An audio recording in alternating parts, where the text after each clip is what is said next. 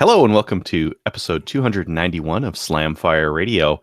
This is February 15th, 2019. I am one of your hosts, Adriel. I'm another one of your hosts, Kelly. And Snowmageddon got the rest. The other two are in a snowbank at this moment. They're digging up. Are they digging out? I thought they just decided to just stay there and huddle for warmth.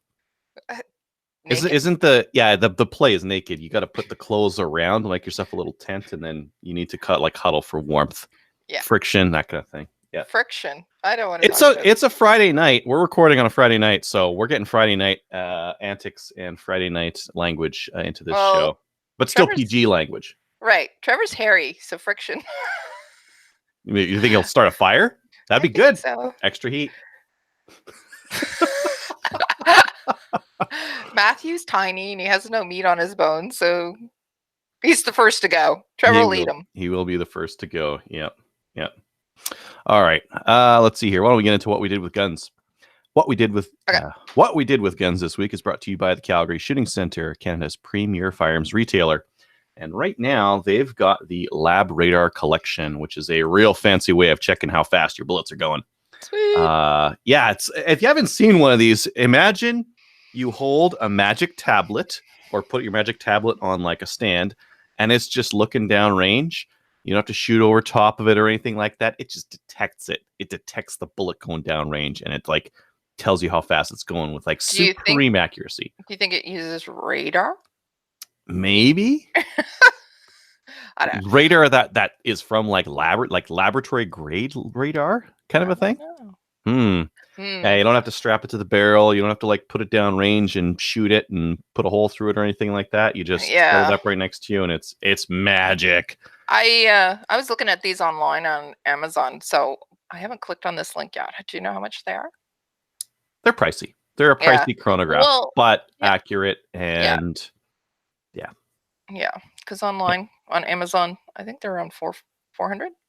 Amazon is hit and miss with pricing. Sometimes they've got great pricing. Sometimes because Amazon.ca is doesn't have everything that .com has. Typically, what happens is that there's going to be some Canadian stores that bring stuff up to Canada and charge a huge markup.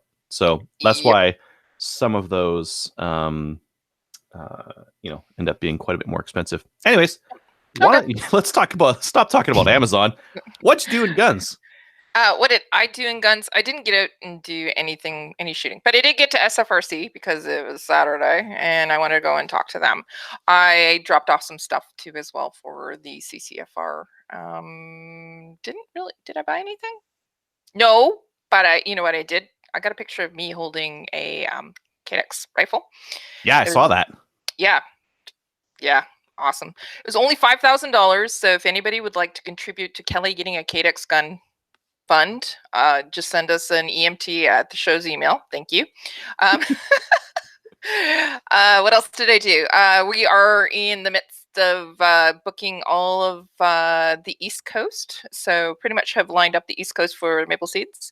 And we're looking at also Alberta as well. So we're starting to plot that too. And we're sending out a range requests to the ranges out there. Lots of stuff going on with Maple Seed right now. I've pretty much up to my eyebrows every evening with stuff with that. So starting to get ready for the new season. And I got to I think Adriel, you knew this because I actually posted it in our instructor page, but I went to Costco. They have some really, really good stuff at Costco right now. So if you want some range pants, $25, like these are awesome. What makes them range pants? That's what I wanted to know. Well, they have lots of multiple pockets, right? So they're cargo pants. These ones actually have these ones are lined, so I was saying that they'd be excellent for Alberta summers when it's snowing. You can so you can wear them then. $25, and they come in a variety of lengths as well. So I think 29, 30, 32, 36 are the lengths of it. So cool. I think that's really, really good. And they also have coats as well. So the coats that we have from the Condor coats that we have, jackets, they have something that looks very similar in black and also the stealth gray, which is very nice, by the way. And they're $25 as well. So super cheap. So if you get The out, jackets are $25. yeah, Oh, I gotta look. yeah, Yeah. you need to go because $25. Like this is like I was kind of going. I got 3 of them already, but I'm thinking about going back and getting another one. Yeah. So that's everything that I've done kind of with guns. We're setting up by calendar. Don't forget calendar. It's the middle of the month. Register yours. If you haven't registered, go and buy one at the CCFR website.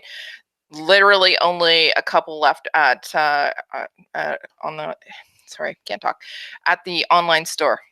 So once they're sold out, then that's it. About half of them that have been sold are registered, so pretty good odds. And Adriel, you haven't won yet, but maybe tomorrow. I think there's a draw happening tomorrow, or maybe the next. I'll win then. Yeah. I don't know what the prize is, but yeah, I'll find out when it comes in the mail. Yeah. Okay. That's it. What about you? Okay, my turn. Let's see here. I went to the range. It's been at least minus 20. Like that's been the warmest it's been for 2 weeks straight in Alberta here. That's the high, minus 20. So it's too cold to shoot, but I've really, really wanted to get out to the range. So I went to Phoenix, which is an indoor range at the south side of Edmonton here. And I took out this big 22. Yeah, this guy here, my Nork bolt action 22. I think you need a bigger scope. You think I need it bigger than the Citron 6-24? Yeah. I could. Yeah, they make a 10-50. Yeah. For 22. And I shot a whole schwack of 5-round groups. Yep. What do you think of that 5-round group? I think 40 yards. At 40? Mm-hmm. Nice. What is it? It's a hole. It's a target. Oh, it's a hole. I know. What ammo is it? SK Standard. SK Standard gave me some amazing groups. Yeah. And you can see on this target here, there's a couple of good ones. There's a couple on here that are high velocity ones that I didn't get great accuracy out of. You can see from all these ones here that SK Standard was so good. So that's what you're shooting? Yeah, that's what I'm gonna have to shoot. I tried a whole bunch of stuff. I've got let's see here. I can't remember. Oh, Remington Subsonic, decent out of that. CCI standard velocity, right around a 1/2 inch at 40 yards. I had some Ely action. Yes, Ely action. My rifle didn't like it. No? No. Win 333. You can start to see the big differences in the accuracy there. American Eagle, look. Ooh. Okay, went quite far. The Federal Auto Match wasn't that good. And then the SK was just fantastic. SK Match and SK Standard. My rifle just loves it. So that's what you'll go with. That's what I'll go with. How much are you paying out there for it? I order it in. I just ordered 2,000 rounds from Tesro. Tesro is where I ordered those from. Okay. Good price. And I think they were $68 per 500. Yeah, that's not bad. Yeah. I mean, it's good quality ammo, and I was just gonna say it's quality. Yeah, and like the difference between the match ammo and the not match ammo makes a big difference. There's, I don't know, 40 groups on this paper, and it's really clear to see the consistency of the match grade stuff versus the not match grade stuff. Yeah. And like you'll print the odd, like really good group, like using Remington Subsonics, there's a 0.37, there's a 0.49, but then you get a couple like 0.78, 0.69 that just aren't quite as good. Yeah. Match grade consistent. There's more quality control on those as well. Yeah. Yeah, it was also really nice shooting indoors with a heavy barrel 22 because I had to slow down for nothing. I just kept ripping the rounds off like over and just reload the mag, keep going, reload the mags, keep going. How many people were there? Not that many. We went really late in the day. There was only really like an hour and a half left for shooting, and it turned out to be enough time. With that time, taking my time, making sure that my shots were really good on paper, I had no problem getting off all the ammo I wanted to. Cool. Yeah. Well, one thing that I'm gonna improve now. So the NS522, that Norinco rifle I showed, it comes with these little 5-rounders here. Yep. And these are not great for maple seed, and also not great for CRPS. Okay. Why do you say that? Because you got to reload the little 5-rounders. There's one stage. Yeah. There's the standing 10. All right. Where you need to do a reload in between, and they're so Yeah, small. but like, you got 2 minutes, and you got 5 minutes. Oh yeah, it's you got enough lots time. of time. Yeah, now, it's enough time. That being said, you put 5 in it, and you put 5 in it when we're talking about a mag change. Instead of 8 and 2 and 8, it's That's 5 correct. And 5, you change right? it at the 5. For CRPS though, I need 10, and throwing a mag change in there when everyone else doesn't have to is a little bit more of a disadvantage. True. So I bought a rifle just for a mag. This is a Scorpio EM322A. It uses the exact same action, and I believe the barrel's turned down. It's still that same hammer forged barrel, same bolt, same everything, but it comes with a 10-round mag. And if I had been looking like a year ago, the market would have been flush with these things. It would have been very easy to find these 10-round mags. Right now, gonna ask? Not possible. Nope. Yep. No one's got them. So you only have one? That's correct. One 10-round mag.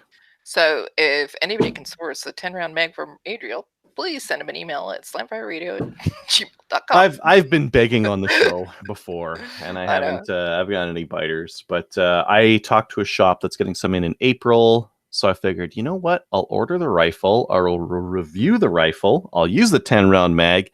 And then if I get the other 10-round mags, I'll just turn around and sell the rifle, because it was a good price. And I know I'm going to get good accuracy, because they use the Anschutz 54 action. Yeah. The internet lore is that I've heard good things about it. Yeah, these 322 actions are Anschutz machinery that got sold to China, and then they started cranking out this is an Anschutz 54 bolt made by Norinco. It's got 2 locking lug surfaces on here. It's everything matches. Well, I think everything matches. I don't know. I don't have any Anschützes to compare it against. So that should be good. Anyways, now I got another mag. The mag wasn't an exact fit, though. I had to do a little bit of fitting to it. It was quite rough, so I had to sand down the front and back of it to kind of smooth it out to get in there. And the actual mag catch hole wasn't quite sized right for my 522, so I had to work on those both. But now it works. Yeah, good. And now I have a nice mag for my rifle. Yay! And it's very precise. The accuracy of it is excellent. I'm getting under half an inch at 50 yards, very consistently too, right? A lot of guys will say, oh yeah, my rifle, my 22 shoots dime-sized groups, or half an inch at 50 yards, but can it do it consistently? Can you put 5 groups all next to each other that are all under half an inch? Or do you have 1 or 2 that kind of fly off to the side or something like that, right? Right. So this rifle is very consistent and very accurate, as long as I use that SK standard. So right, I got that. Let's see here. Yeah, and that's the story of why I bought a rifle for a magazine. But I'll review it too. Anyways. But you'll review it and then you'll sell it. Yep. And I don't know, the stock on it. Okay, I really don't like that stock at all. Yeah, I don't like it either. But it's short. And I tried this on my oldest, and he can shoulder it. Serious? Yeah, yeah. It's not. How heavy is it? It's not as bad as the other one, because it doesn't. The barrel thickness is not even close to the 522. Yeah. So it's not too heavy. It's got some stuff on it that I don't really like. This rear sight. Yeah, the rear sight has 1 Phillips and 1 flat for adjusting it. The flat adjusts it side to side. Side. Phillips adjusts it up and down. What were they smoking when they designed this? They're like, oh man, just grab those screws over there and just put it. They fit perfect. Put those ones in there. And then how's the front sight? I mean, it's just like a plain, like a ramped blade. It's Okay. got the screws on it are those little prongy guys that you got to put in there. So just Okay. between the front and rear sights, there are You need 3. 3 screw styles, Styles, maybe yeah. more, maybe more. So that's But- but I'm never going to use the sights on here. I'll take them off and throw a scope on here right away, right? Right. The bolt handle itself is very close to the stock, and it's very short, so it's actually kind of hard to grab onto and pull up. And bolt turn in, and this is the same on my other rifle. Bolt turn in is very stiff. This is a very tight action on this thing. So will it listen with just working it? It may. Think? Okay. Yeah. Trigger on it is fantastic. It's got 0 creep on it, and it's right around 4 pounds. And I think the trigger return spring on there is giving quite a bit of weight there. So if I reduce that trigger weight spring, just like I did with my other one, I think that'll reduce the trigger weight on it. But, going to shop in the health and beauty aisle again? Go to Dollarama and check things out. Now, one thing, this stock is a little bit flexible, and I can feel that barrel hitting the channel there. This thing might need to be bedded. Bueno. I'll bed it. That's an easy fix. I got a bedding kit right here. I've bedded my other 22, but I don't like stocks like that though. I don't either. Like, and the thing is, it's got a safety on the left-hand side, like pretty far up. So not only can you not hit it with your thumb, you have to take your hand right off to get up there and actually use the safety. So it's that's not a bad feature for some people though. Yeah. I mean, if you're going to shoot it in a match, having the safety accessible and easy to get to is important. But do you think you're going to use it in a match? No. I may. No, that's stupid. Never mind. I was going to say something that was stupid. Oh, hey. Did we start already? Yeah, you bet. Hold on, I gotta plug in stuff and go downstairs to where I do the. Did you eat we didn't start Trevor? yet, did we? What? Did you eat Trevor? Who dat? Hi, Joel. Is it my headset now, or is it not my headset yet? I don't know. Tap your headset. I'm not editing this out, by the way. Cool, man. Are we live? Yeah, we're live. We're already. Oh, cool. Hey, everybody. How's it going? This is the setup part, huh? Yeah. We didn't hear from you, so we didn't think. Good night, Jewel. Good night, Jewel. Good night. Good night, Joel. It heard me. Oh, crap. Sorry. Can you give us a tour as you go? Yeah, here we go. This is me going down the stairs. You like that this is light? this new home. Isn't that light awesome? It's not. Oh, wait. Okay, now people can see. They've been watching me this whole time. Oh, check that out. Isn't that beautiful? I think it's lovely. It's IKEA, not. isn't it? I don't know. It's ugly is what it is. It's beautiful. Yeah. Well, this is the dark dungeon of the basement. This is where I'm banished to do my recording because the kid, she sleeps upstairs and stuff. So I got to be quiet. Anyway, here I am. Sorry, I'm late. Hi. Better late Welcome than to never. Vampire Radio episode whatever. I don't even have the show notes up yet. I have no idea what's going on. All right, well, I'll keep going on my thing and you can get caught up. Yeah. Let's see here. Okay, that's that thing. Yep. I ordered, I don't know if I showed this on the show last time. I got one of these maximum cases from Canadian Tire on the auspice of using it for a pistol case. Yeah. It's not quite big enough to fit 2 pistols on one layer, but you can put a piece of foam in between them and run 2 pistols, which is kind of silly. So it's not quite big enough for 2 pistols, realistically. But it's very big. And it's very cheap. It's $49. I thought, hey, you know, it'd be cool. I'll order a Nanook case at the same time, and I'll compare it. Yes. So I got one of these. And I got it smaller, but you can fit both of them in because, right?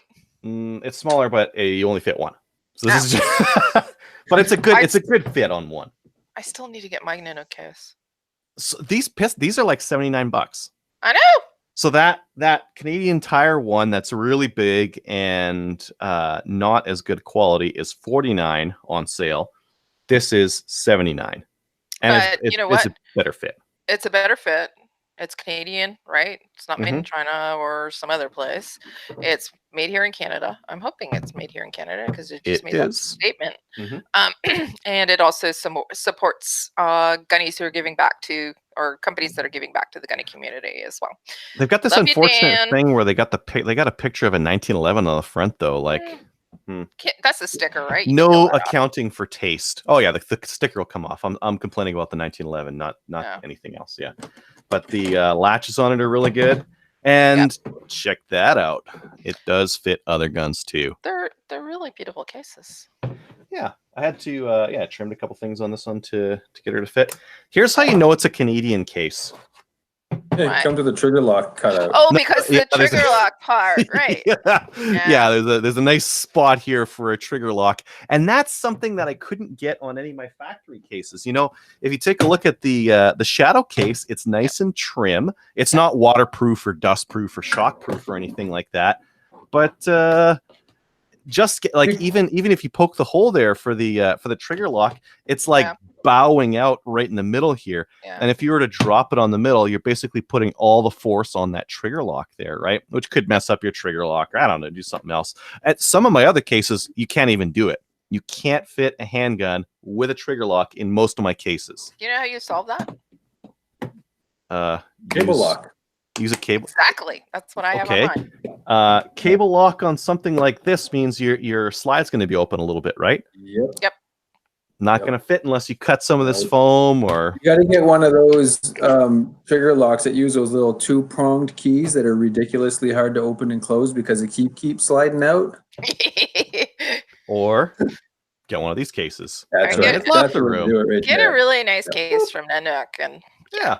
Yeah, I like it. I trimmed a little bit of the does foam that here. end there? Does that end there for people who aren't watching? Sorry, the part that the receiver for the trigger lock, does it sort of stick in there? You don't have to worry about it falling out all the time. Yeah, that piece there. Yeah. Yep. Or just kind of just kind of No, slides. it just kind of comes out. I mean, you could just stuff some foam in there and then just stick it in there, and it would just live there. That would be its life now. Yeah, because if it just kind of sat there, then you wouldn't have to worry about it Yep. falling out and getting lost and stuff. Yep. Hi, Kitty. Now, because I have a magwell, I had to like trim out a little bit at the bottom here for the magwell bit. But well, you trimmed out the bottom for the magwell. Can't you trim out? Never mind. For the trigger? For the slide. The slide, the cable lock. Except that it already fits a trigger lock, so who cares? Yeah. Yeah. That's why you said Well, never you mind. know what? Right? We thought we'd go down that hole anyway. Yeah. Yeah. Yeah. Anyways, it fits, and It's a beautiful case. Oh, and it comes in a variety of colors as well. So you have yellow. I was thinking about orange because you know what? I was thinking about it too. I like the yellow one because it's like I've got a rack of pistol cases over on my shelf here, and they're all black. And it's like, where's the one that fits the guns well? It's yellow. Easy to find. I would go up though. I'd go up to the 3 or the one that fits 2 or 4. 3 or 4 or 2 or one of the bigger ones. One of the bigger ones.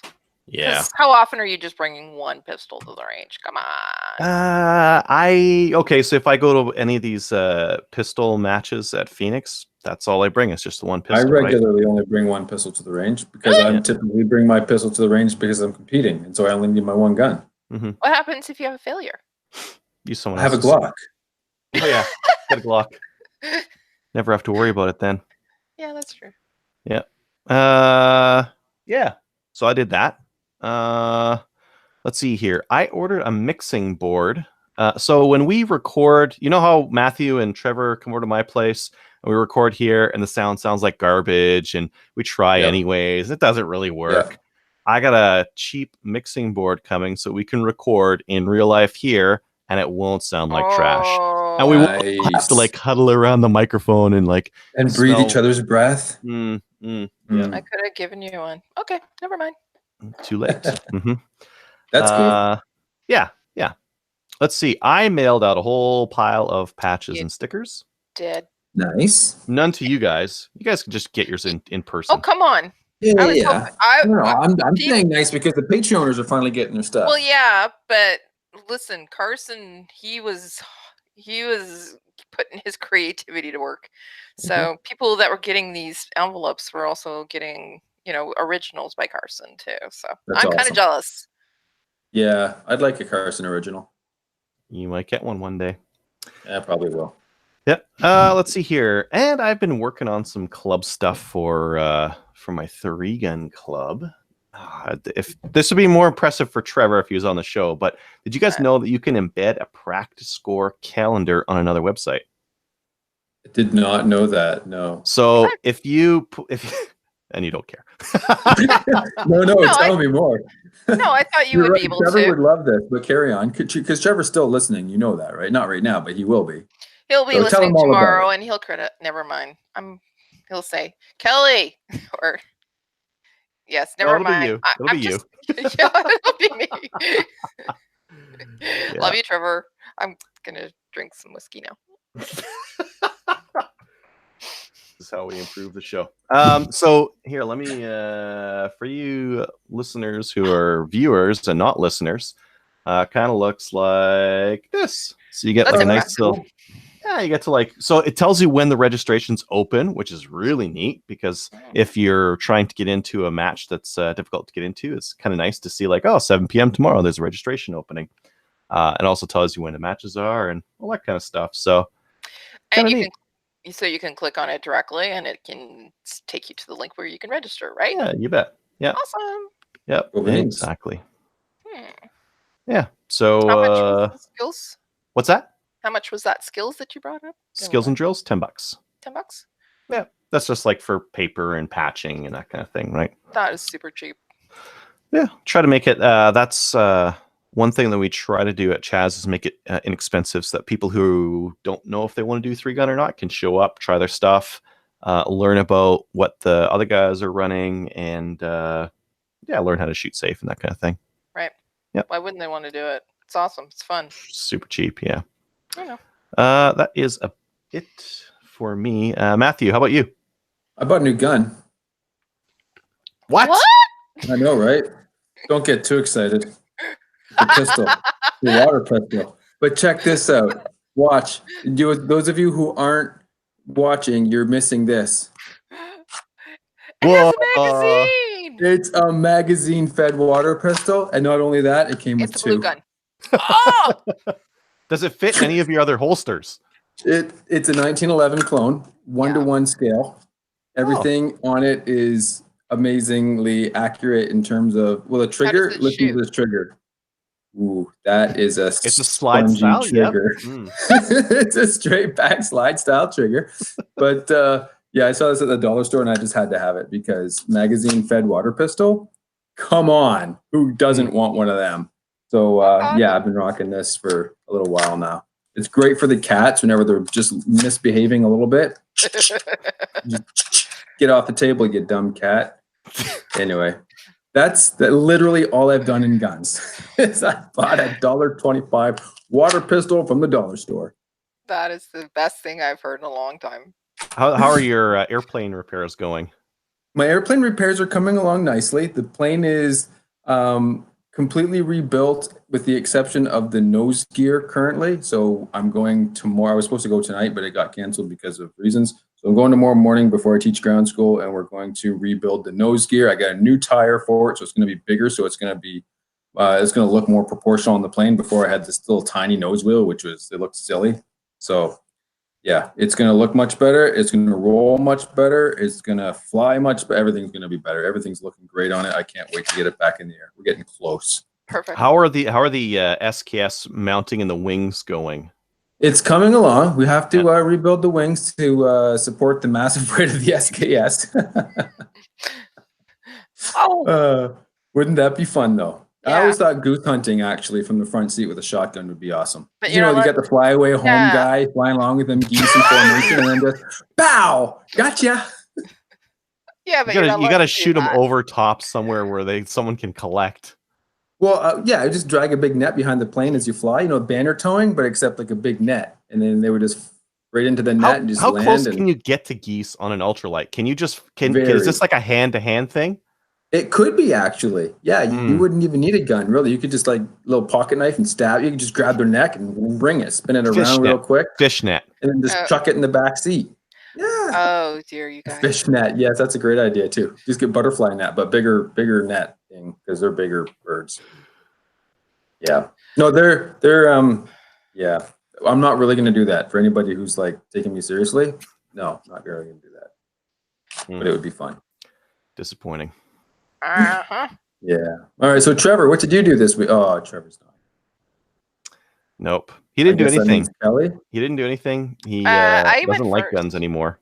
Yeah. Trevor has given up on guns. He's decided that because Trudeau's in power, all hope is lost, and he's decided to get into something a little bit more manly, crocheting. He's going to crochet pictures of guns instead. Oh, that's interesting. Crocheting pictures of guns. Okay. All right, I guess really Kelly, then it's your turn. Not No, really, she's done. I went first. Oh, she's done. Oh, see, this is what I get for showing up late. I don't even know what's going on anymore. We're so happy you're here. Yeah. I should open the show notes or something, huh? Yeah, if you want to. It's optional. All right, you just tell me what to do. All right. Upcoming events. We have an upcoming event to announce. The Podcasters Charity Shoot, formerly the Podcart Charity Shoot, will be held July 6th at Drumheller District Shooters Association. So this is something that we're helping set up. We can't take registration just yet, but we are getting things rolling. Interested sponsors, if you got any sponsors that are listening right now, email the show at slamfireradio@gmail.com. Yep. Now, Drumheller. Drumheller is really interesting. So if you're not from so the excited. area, Yeah, Drumheller. that's a sentence I don't think a lot of people from Drumheller ever expected to hear. It's a tourist town. Drumheller's really It's interesting. definitely a tourist town. So it's Yeah, like a tourist town that's not like too Tourist. overboard touristy. They've got one of the world's best collections of dinosaur bones there. They've got like an Yep. amazing that's cool. museum. I want to see that. Yeah, Yeah, they've got it's awesome. fantastic hikes that you can go on that are really interesting because it's almost like a desert hilly kind of a feel to it. Badlands. Badlands, yep. And they've also got one of the things that kind of surprised me was some coal mines and some coal mine tours that actually are like really, really neat. We Yeah. went on one where there was like this 80-year-old guy who used to work in the coal mines giving the tour and talking. That's through pretty all the neat. stuff. Yeah, it was actually pretty neat. So they've got, because it's kind of like touristy, they've got a ton of hotels. And it's an hour and a half from Calgary. So we were talking about like doing one of the ranges near Calgary. The ranges near Calgary are 45 minutes to an hour and a half away. Tell me about it. Drumheller is an hour and a half away, Right. but you could stay right in town. And So- they have coffee. They do have coffee. Yep. That's They have important. coffee. They have some interesting things to check out. So we'll be able to do like cross events or anything next to the range, kind of a thing, next to with like bunny ears on it, but close to the range, just right there. So Yeah. should be a good time. And because it's the Badlands, there's a ton of gophers around there, ton of gopher action. Oh, so, sweet. Let's shoot yeah, gophers. It's I'll bring the my new right gun. place. It's the right place. I don't know Your if new that gun. gun will work. Yeah. Yeah. Yeah. I'll But, fill it with like hydrogen peroxide or some sort of acid or something maybe. Oh, God. Sounds like you're gonna like violate some Geneva conventions when we go gopher hunting. I usually strive not to violate the Geneva Convention when I hunt gophers, but So no shotguns then. or soft nose. I don't know. Anyways, Yeah. yeah, and whatever. there's lots of camping next to the range as well. So Cool. it's It'll coming be good. along nicely. It'll be a good podcast charity show. It'll be great. Podcart. Can't wait. Yeah, the CCFR is helping set this thing up. CCFR field officers like Jason Philp are definitely helping to Yeah, he's to working get hard this on thing rolling and Yeah, do Philp's a a lot good of the guy. work. Yeah. So Cool. it's going to be a good time, and I think the location is going to be fantastic as well. Yeah, Yeah, and we're going to be there. We'll Yeah, all be yeah.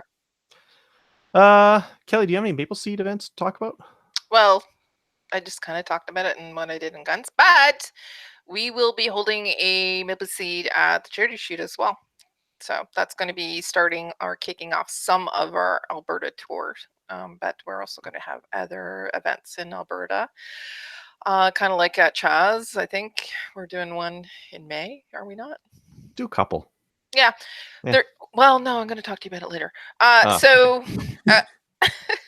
But we have basically with Maple Seed, we've signed some contracts with the ranges, so we'll be putting those up soon. So just if you want to know what's coming out, just go to our website, sign up for the emails, go to our Facebook page, join the Facebook page that's the actual Facebook page, and then join your discussion group as well. In the discussion group, where we have all kinds of stuff that's going on, but in the regular Facebook page, we do put the events there and also the links to it as well. So join both of those. And if you become a Project Maple Seed member, so the $35 a month, then you get first dibs at any of the events as well, because they sell out quickly. So go and be one of our supporters, and then you get a chance to participate before the general public. Just saying. Definitely. Yep. Why don't we head on to the notes, yeah. news? Yeah. Well, there's going to be something else happening at the charity shoot that we haven't announced yet, but we probably have. Do you want to talk about The it? Ferlacci Yeah. shoot. Mm. Charity, the Ferlacci course, I don't know, we do a thing. We teach people how to shoot pistols and stuff. But yeah, it's going to be on Friday, if I remember right. Yep. That's correct. At the Calgary Shooting Center. At the Calgary Shooting Center. So it's not going to be at the charity shoot. It's in Calgary. So if you live in the Calgary area and you're interested in forgetting everything you know about handguns and learning it all with me and Trevor, you should sign up. And you can do that by just emailing the show here. Now, the cost is, we're only doing a 1-day course. It's just introduction. It's our introduction. It's our fundamentals. We put the mental back in fundamentals. Depending on who all shows up, we will tweak the curriculum if everybody is in a more medium or advanced shooter. We will do some more fun stuff with you, some more advanced stuff. But the idea is it's a basics handgun course to give, wrap your head around your handgun, teach you how to shoot it properly. So it's going to be at the Calgary Shooting Center, their indoor range, I believe. And the cost is $250 per person for the day. And you can email the show to register, just slamfireradio@gmail.com, and that's also where you can send your EMT. Don't forget to send your security password. You know what I mean? The thing. Yep. We can collect the money. So do co-hosts get a discount? You certainly do. $500 for you, Kelly. Thank you. I believe, now you can't quote me on this, except that everybody probably will. I think we're limited to 10. Oh. I think, because it's an indoor range and we don't have the space. Mm-hmm. So I think it's 10. So if you want in, email right away. If it's more than 10, we'll put you on the list. Trevor will verify because he's in cahoots with the people who know what's going on, unlike myself, who doesn't. And we'll just continue to add to the list as we can. And we'll go from there. So you're doing well, though. Who, me? Yeah. For not knowing what's going on? Exactly. You sound very confident. That's half the key. So I don't know what's quite happening, but something's happening. It's going to be fun. You should show up, and it's going to be fun. It'll be an awesome time. We have 3 different events. It really is always fun. Yeah. I really enjoy teaching the class. Not shooting the class. I rarely shoot the class. I like to teach the class, though. We do have a fun time with it. It's not just a dry, okay, this is your pistol and your magazine goes in the well. Usually Trevor makes fun of me the whole day and I make fun of him. So it's fun. And we make fun of the shooters and they make fun of us. And it's a good time. You should come out and play. Yeah. Jason was saying if you guys sell out too many, maybe we can put another day on Thursday in Drumheller. We could do something like that.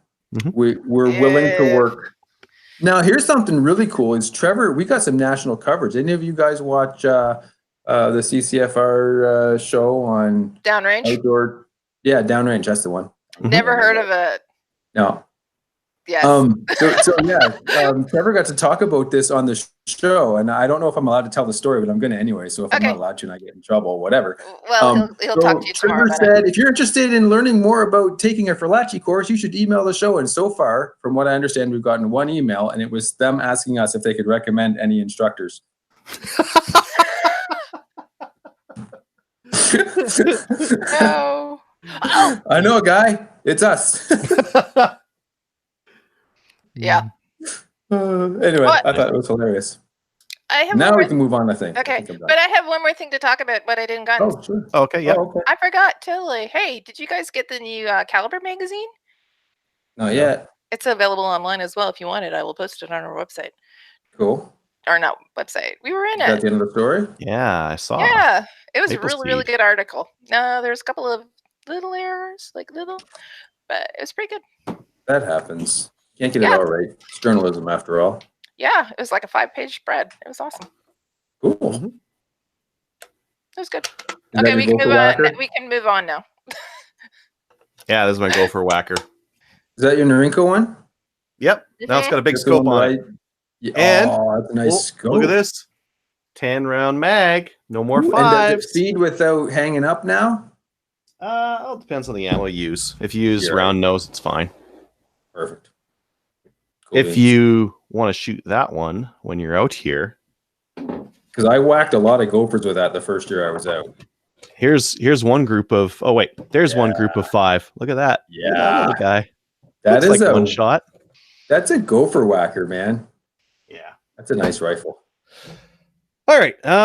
Let's see here. I might cut some of the news items just so we can get through and get to because our main topic will be coming on at in half an hour here. So 25 minutes. 35 minutes. Yep. We've got time to get some of this through. Yeah. Everybody's got we to do. stick around for it too. So. Have you guys seen that zombie knives are banned in Richmond, Yeah. Australia? Yeah. You kidding me? That's just silly. I think Regular knives okay, but zombie knives, those not are the more zombie. dangerous because they're It's an painted yellow. assault knife. What do they call it? There's They call it absolutely no place for dodgy weapons. That's a quote. I mean, it's dodgy. It's a dodgy paint job on a knife.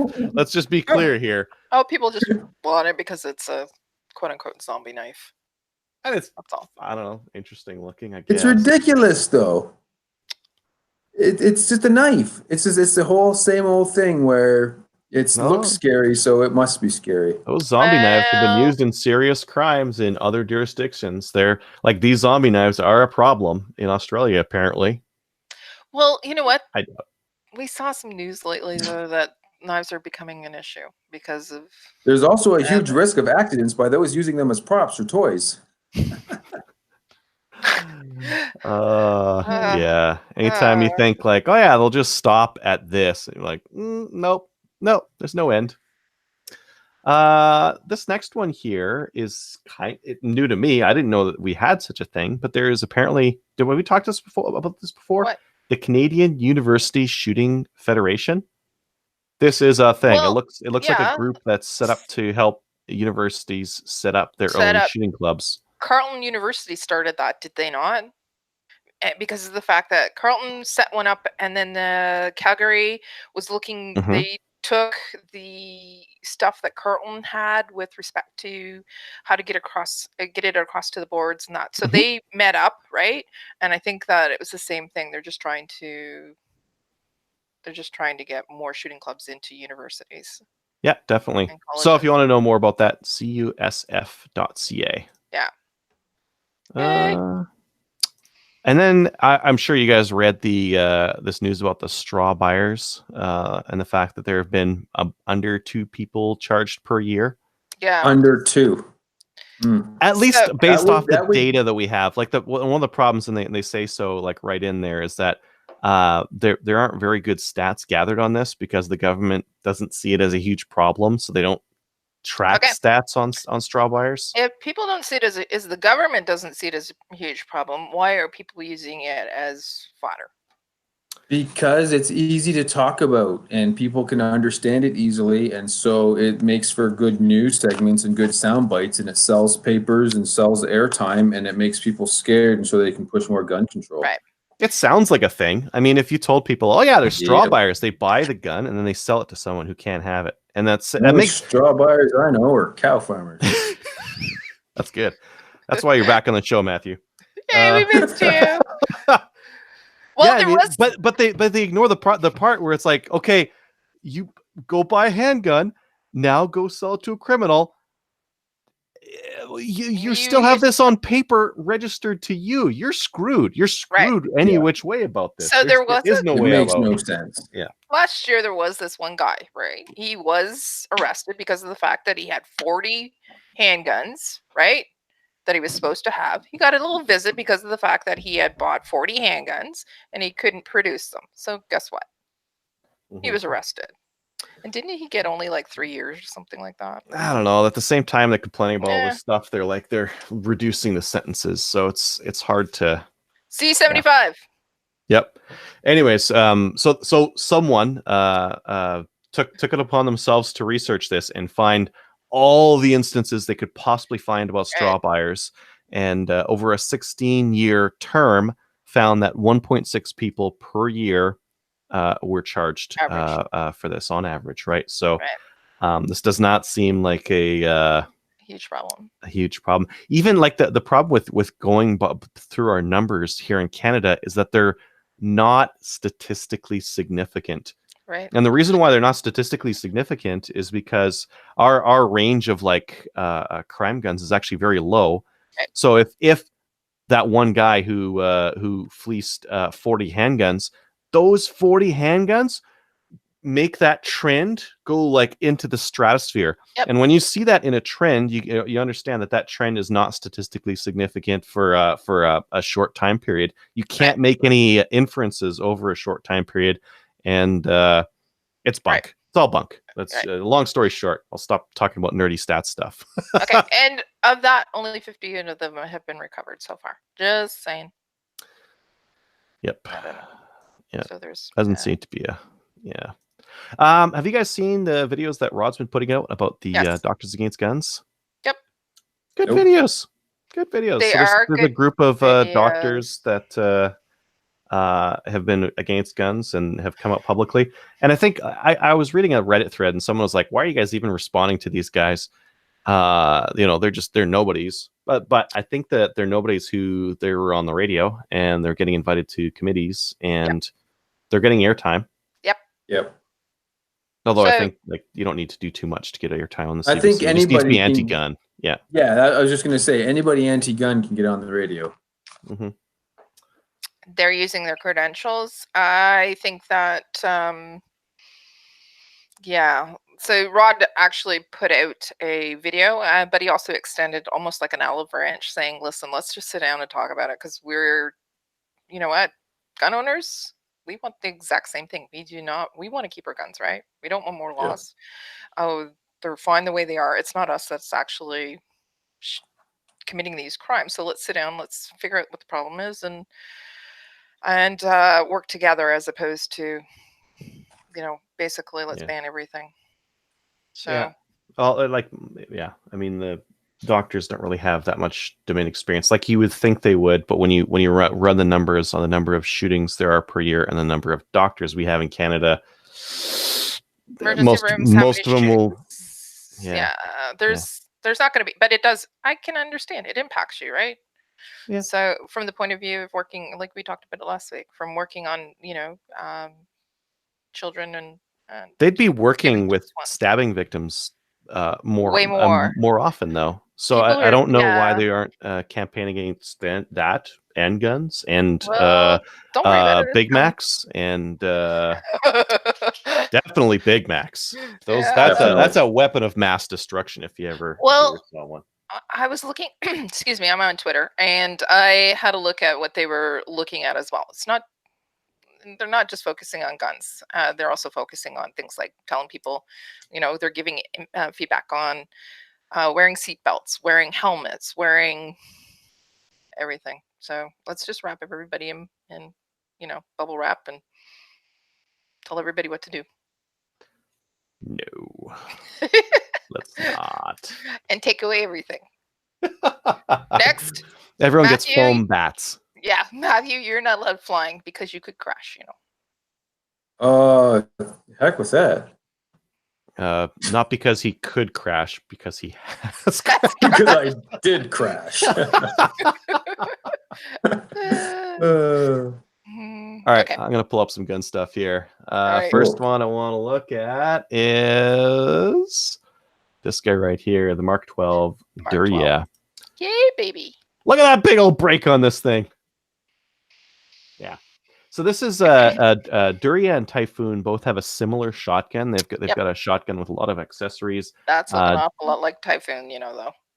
It does very much look like a Typhoon. The brake's different. The brake's very different. The rear stock is very similar. A lot of this other stuff is very similar.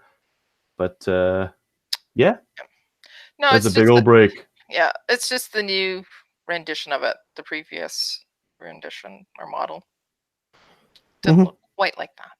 Just saying, this looks an awful lot like a Typhoon now. It does.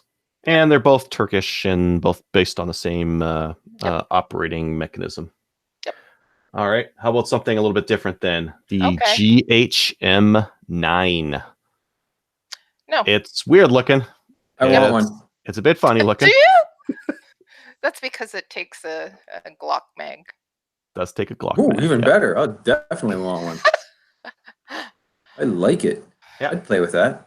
Wolverine's got them. They take 10-round Glock mags, which is nice. And they're real weird looking. Yep. Yep. Stock. That's all I know about those things. This next one I'm a little bit more jazzed about. RWA is starting to make mid-length WK-180C op rods. Oh. And the reason why this is interesting is because the WK-180C has a carbine length gas system on it and rod. And this stops you from using most of the barrels that are 18.5 inches or longer, because most of the barrels that are around 18.5 to 20 inches are mid-length gas systems. So with this rod, you can now, world's your oyster in terms of barrel. Cool. Hi, Trevor. Hi, Trevor. Hey, guys. What's going on? I gave up waiting, and now I'm here. Okay. Cool. I sent a text and said I'm going to bed. So. Well, good night then. Yeah. Good night. Good night and hello. Hello. Yeah. I've noticed these coming in. Have you guys seen these woody? Yeah, I hate it. Mag-fed. it's this dichotomy of mag-fed and wood. That's just wrong. But you know what, though? It looks photoshopped. I am checking out the Grizzly, the 9-inch and 13-inch. That's mag-fed that Canada Ammo has. Yeah. At the bottom of, right there. So if you click on one of those links, Adriel, click on the 13-inch. Whatever. Doesn't matter. Yeah. Scroll down to the description. Mm-hmm. It says, not based on an 870. Mm-hmm. Then you watch the video review, and they're like, so this gun based on the 870. So I copied and pasted that into the video comments. And I'm like, so what is it? And they're like, are we even talking about the same gun? Are you talking about the same gun? Your video, your website says it's not based on the 870, but in the video, the first thing that the chick says is based on the 870. They had some that were based on the 870 before. Right. Some of As their long as it's not based ones. on the 780.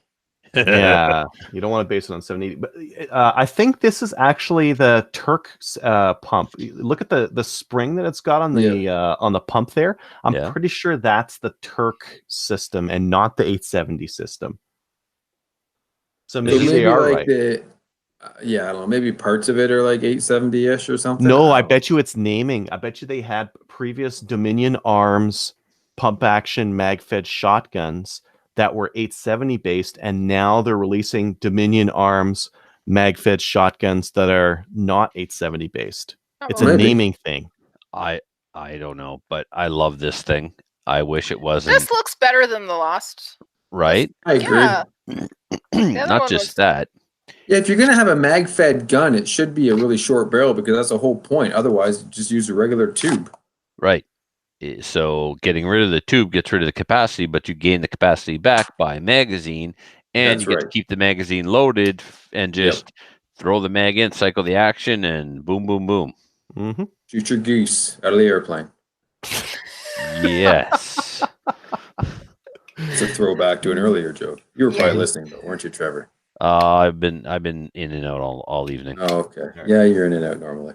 Yeah. What? Did you see my new gun? That's funny. Yesterday was Valentine's Day. No, I didn't see your new gun. Did you see my new gun? Ooh, that's pretty. Yeah. That is my Freedom Ordnance FX9. Fine. Non-restricted AR-15 style gun, chambered in 9mm. Mm-hmm. And take I shot it yet? No, I have not shot it yet. I will shoot it before the weekend's over. You'll notice the red dot optic I put on there. That's one of the Vortex ones, and I liked it because it was small and compact, and I want to keep the gun lightweight. But that's too low. It's too low, and he's gone. So And he's done. he's done. So He that's the end of rage Trevor. Thank you for joining us, Trevor. We'll catch you next week. Stuff. This Yeah. abbreviated Oh, there gun he is. review by Trevor Furlot. Oh, there he is. Oh, hi. Hi, you're back. Welcome back. If the F bombs made it through, because it's like No, gone. no F-bombs I'm not came effing through. gone. You could hear us, but we couldn't. Absolutely could hear you. Yeah. So, Yeah, awesome. if you get a close look at that for the viewers, they can see it. For the listeners, I'll describe that with the Vortex Viper red dot placed directly onto the Picatinny rail. I could not get a good cheek weld. It was too low to the gun, and there was absolutely no way I could put on any kind of electronic hearing protection or earmuffs and not have them push off my ear when I tried to shoulder the rifle. So, Well, I there's had a only one rise- solution here. Take the stock off. I right, was gonna say, and let's turn it into a Pistol pistol. shoot it. So I had a riser kicking around, so I put the riser on there, and that riser, basically the red dot goes on that, and it gets it up off the rail just over a centimeter, which still isn't really enough. But if I just put earplugs in like foamies, I'll be okay. So Vortex does sell an AR mount, so I'll need to get two, because this Viper was just something I bought today to put on the gun until my Venom arrives, and then the Viper will go on the AR I built last month. Which one's the Venom? Is that the one with the extra reticle? No, the Venom looks just like this, Matthew, except it has a couple extra features. Oh, okay. And the Venom you can get in a 3M MOA dot or a 6 MOA. This one comes in 6 MOA only. And you want the 3, don't you? Correct. Yeah. Good. So that's what I'm. Yeah. Thank you. So sweet. I want to shoot that. If you want to cheap out, you could get some like UTG risers for that thing and probably save like a whole bundle. Oh, I will look those up on Amazon after the show.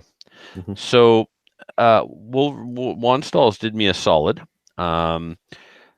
They are now offering free shipping on orders after over $300. When I purchased this gun back in October, paid for it in full, paid my shipping, paid my tax, paid everything, right? That wasn't a thing then. They said, hey, you paid for everything in full, and you've already paid your shipping, and shipping is free now on orders over $300. So do you want your shipping credited back to you, or would you like some magazines? So I said, magazines, please. And they gave me 2 of these aftermarket KCI. SGM Tactical, not KCI. Yep. Those are KCIs. Well, they don't say KCI, but they do say made in Korea, and we know KCIs come from Korea. The Glock ones are stamped all the way to 33. These ones are only stamped to 31. But get your money back. Rip right? off. I know. Wait, Canada 10. Right. Never mind. Exactly. so anyway, I got my still pretty cool though. Yeah, I got an IPSC belt set up for this, and kind of anything goes, like open. You can put a comp on this thing, a red dot on this thing, and you can run your mags wherever you want on your belt. So I got like an open belt set up going on, like I did when I had my open gun. Yeah. So I will shoot this at the next indoor match in Dartmouth. Yeah, very cool. Now, do you guys mind if I give a little bit of like first impressions of this thing? Sure. I don't mind at all. All right. So the gun costs what, $1,200, $1,100 by the time you get it. You know, people, it's $1,000 gun plus tax plus shipping. Those things aren't free. It's not a $1,000 gun. It's almost $1,200 gun. Yeah. Right. It is chock full of non-restricted black rifle tax. Can you see that play? Yes. Yeah. So if you're looking at the video, you can see there's it's definitely play up and down on the upper and lower receiver. Not that it really matters. Can you put an AccuWedge in there or something? No, don't care, because it doesn't affect accuracy. It doesn't affect accuracy at all. It just it affects my OCD is what it does. Exactly. So don't like it. I hate the charging handle. It's doesn't need to be this small. It's very small. Can you put in another one? I don't think so. Standard. It's not a standard AR. No, Could you JB weld a big hook on the edge of it? maybe. That's the thing, Matthew. I might actually be able to replace the hook itself. Oh yeah. Yeah. Ooh, So that might if work. if I can, that'll be all right. I'll just take one off a decent charging handle. You don't really use your charging handle a lot in a match, though. But you know what? When I need it in a match, I'm under stress and I want to have something big that I can grab Mhm. and not try and like pinch it with my finger and my thumb. The anodizing on the handguard does not match the anodizing on the upper or the lower. The rest of it, though, the fit and finish of the fit. I mean, there's a little bit of play there, but the finish is fine.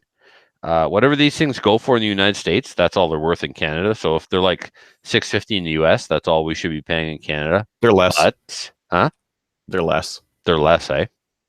Well, I understand what Wolverine had to go through to get these things, and it costs money. They brought a gun to the market that didn't exist in this Canada.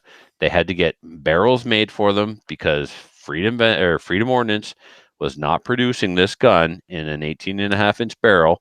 The longest they were producing was 16-inch or 16.5, whatever their legal limit is, and pistol versions. So, good on Wolverine for going out of their way to make this happen, because this is still the coolest non-restricted PCC that you can buy in Canada right now, in my opinion. If there's another one out there that's cooler than this, that's PCC. There are cool ones. Yes, there's a Chris Vector. Yes, there's the Tavor. They're also twice the price, and they don't have AR ergonomics. So for me, what about this the is JR the one. carbine? The controls are not actual AR controls. Oh, okay. The magazine release is on the wrong side. It's on the opposite side. And the charging handle is reversible, but it is a charging handle on the side of the slide. It's not an actual AR style charging handle. So if you want all the same ergonomics as an AR, you want this one. Yep. Right. That way you don't have to relearn muscle memory stuff. And Thuron Defense is making an IPSC style one now too, Matthew, with some cooler features, a longer handguard, all that stuff. But it costs more than this. So So for the price, that's the best thing you're going to get for the price there. Yeah, hands down. Even at what it costs, it's still good. Yeah. Cool. So I know we're overpaying. We overpay for all our black rifles. Well, that's Canada for you, though. You can't really. It's still priced competitively for what you get, though, because you're getting AR controls, a tighter receiver for $1,000, and Glock mag. Everybody wants Glock mag. Yeah. And a good mag release on a Glock mag too, because a lot of the other ones have look at that. Hand. Yeah. In the pictures, it doesn't look like it's in the right place, or at least it didn't to me. But there's the mag release. There's my trigger finger. It's perfectly placed. Right there. Yeah. So, and that's a nice stock. That's not some cheap. That looks nice. It also has a QD mount in it already. It's the 6-position collapsible stock. So I just hope it's A, reliable, and B, accurate. So you'll have to give us a review after you shoot it.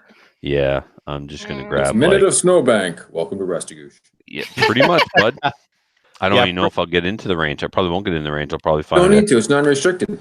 Yep, I'll just find a road where I'm safe to shoot and not likely to run into any wardens who are going to think I'm shooting a restricted firearm in the woods. Yeah.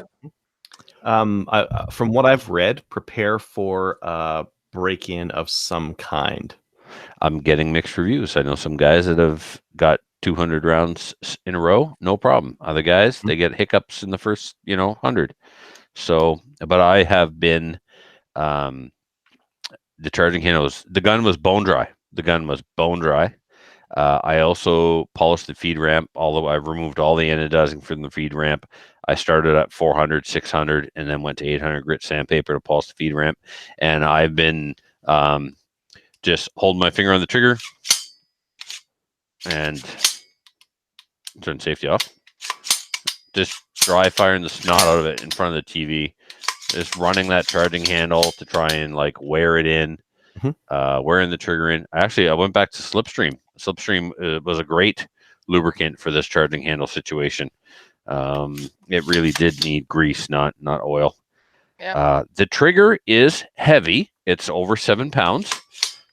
But I tell you what, out the box, it's a hell of a lot better than my WK trigger was. Like, worlds better. It's not as creepy. The reset is short. I'm still going to put some kind of match grade trigger in it because it's a play gun. It's for IPSC. But the trigger out the box, I got no complaints. It's better than your average mil-spec trigger. Cool. And that's all I have to say about that. All right. Do you want to do your full Very update, nice. or do you want to leave it for next week? Well, where are we at time-wise? What do you want to We do? have- Got 13 minutes. Yeah. And we've got a couple of other new gun stuff things. But we could always leave those till next week.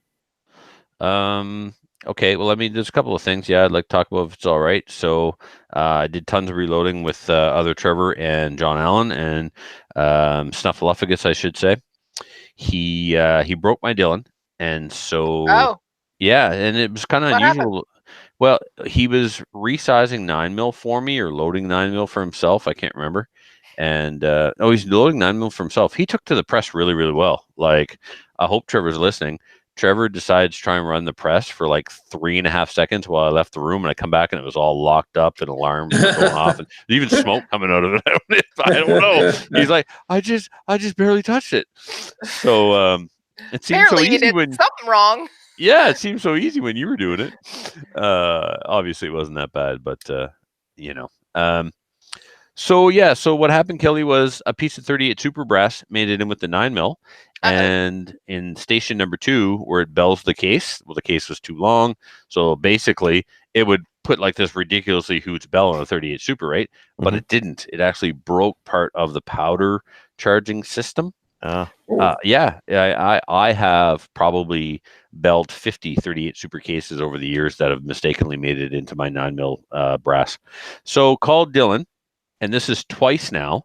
Dylan sends me parts and sends me new upgraded parts. Wow. Yeah, so the part that pushes the brass from the brass feeding system onto the shell plate, there's 2 pieces, and they're held together with a screw, and the screw inserts into what's called a heli or healy coil. I don't know how to pronounce it, heli or healy. It's like a spring that's pushed into plastic, and your screw threads into that. That was broken years ago, but it was just a little tab that broke, and I crazy glued it back on. I said, next time I call them, I'll ask for a new one. And then I never did. And then so it was Saturday. That part broke when Snuffy was using the press. So while I had them on the phone, I asked for this, and I was really impressed. They send me, it's a couple of different pieces. I thought they would just send me the bottom part. Nope, they sent me the bottom part, the top part, the spring, the cap, the screw, and another indexing ring that goes underneath the tool head itself. So I'm putting it all, I took it all apart to get all those fresh, new, updated parts on there. The part that puts the brass in the shell plate, it's designed out of a new plastic. It's labeled pistol on one side, rifle on the other side, because it's a piece you have to turn around depending on what kind of brass you're feeding into your press. They got rid of those Healy coil things and actually put a brass insert, pressed it in the plastic, gave you a new screw. And while reassembling the press, I broke the primer punch system, screwing it into the, yeah. Well, I was doing all this while talking to a cousin on the phone about some stuff, and I don't know if I got Mongo tight and just went, but anyway, freaking thing broke. So, unless I'm going to reload 45 ACP with large pistol primers, the press is done. It needs to be shut down until I get this replacement part. So now the good news is I can completely reassemble it without this part installed. And as a matter of fact, to assemble the press and use the alignment tool they sent me last time, the primer punch needs to be out. So tomorrow morning, I had to step away. I had to just put down everything and back up, breathe, meditate, all that stuff. And so I'll go back to it tomorrow and reassemble it and realign it. And then when that new part comes in, I'll put it in. And it means it took 2 weeks, less than 2 weeks. It took 13 days for the replacement parts to get here from Dylan. So I was really happy with that. It's not too bad. Yeah. So I learned that ballistol in your rinse water, when you clean your brass with stainless steel media and water, it cleans it so much that basically like dries it out and it sticks in the press. So I was told to use ballistol in the rinse water when cleaning 9mm because 9mm is kind of stiff anyway. I thought it was just to lubricate the brass a little bit to go through the resizing die, but it actually goes a long way to prevent the brass from sticking on the powder funnel. That flares the case. So I had cleaned copious amounts of 40 brass, and I had done all my 9mm reloading. I set the press up for 40. I loaded some fancy hollow points, some Hornet XTP 155 grain, some Nosler 150 hollow points, real nice ammo in nickel Winchester brass. And when I was done with that, I took the brass that I cleaned in the stainless steel tumbler, put it in the machine, and it was just dragging horribly. The brass was sticking on the powder funnel. Awful. So I disassembled the press, and I grabbed my hopper, which is filled with Winchester 231, full pound, and then I grabbed my 8-pound keg of tight group, and I poured the Winchester powder into the tight group powder, and I put that on the shelf, and then I went to my drill press, and I polished up the, I took the powder funnel, put it in the drill press, took some fine grit sandpaper, polished it to a mirror finish, reassembled the press, took my pound of tight group powder, which now had a pound of Winchester 231 mixed in there, dumped that back into the press, start reloading, and all of a sudden my powder alarm goes off. Like, it's telling me there's too much powder in the case. This is impossible. Your powder measure doesn't suddenly decide to change how much powder it's throwing. 4.7 grains of 231 is what I'm supposed to be getting. Beep, beep, beep. What are you beeping about? Shut up. What's the problem? I start weighing the powder charges. 5.2, 5.2. How did you suddenly jump from 4.7 to 5.2? What's going on? All right, just hammer down, shift it in low gear, as Mark says, and keep trucking. And I adjust the powder measure, and I keep going. I get it dialed back to 4.7, and I keep going. And we're back in business. And then within 100 rounds, I had loaded 400, dumped in a bucket. Loaded 100 rounds, and the press was dragging again. So I took those 100 rounds that I just loaded with the powder that was supposed to be 4.7, but was 5.2, and I dumped those 100 rounds on top of the previous 400 rounds. So if you're keeping track of the mistakes here, that's 2 major ones. Yeah. So I got to disassemble the press, clean that powder measure again, because I can literally see the powder funnel is caked with brass now. So I'm going to clean that up, and the brass needs to be rinsed all over again with ballistol in the water to add a thin layer of lubricant. So I'll pull the press apart. I grab my tool head with the powder measure, take the cap off the powder measure, take out the keg of tight group powder, take the cap off, and start pouring the powder from the press back into the tight group container. And I label my powder measure, right? Because sometimes, who knows, you get busy, life happens, and it's months before you get back to the reloading room, and you want to look at your powder measure to go, okay, that's Winchester 231, that's tight group, that's Varget, 4.7 grains, 2.8 grains, keep track of stuff, right? You label things so you can see what's going on. Right. Yeah. So I'm pouring the powder back into the tight group, and all of a sudden it dawns on me. That says 4.7 grains of 231.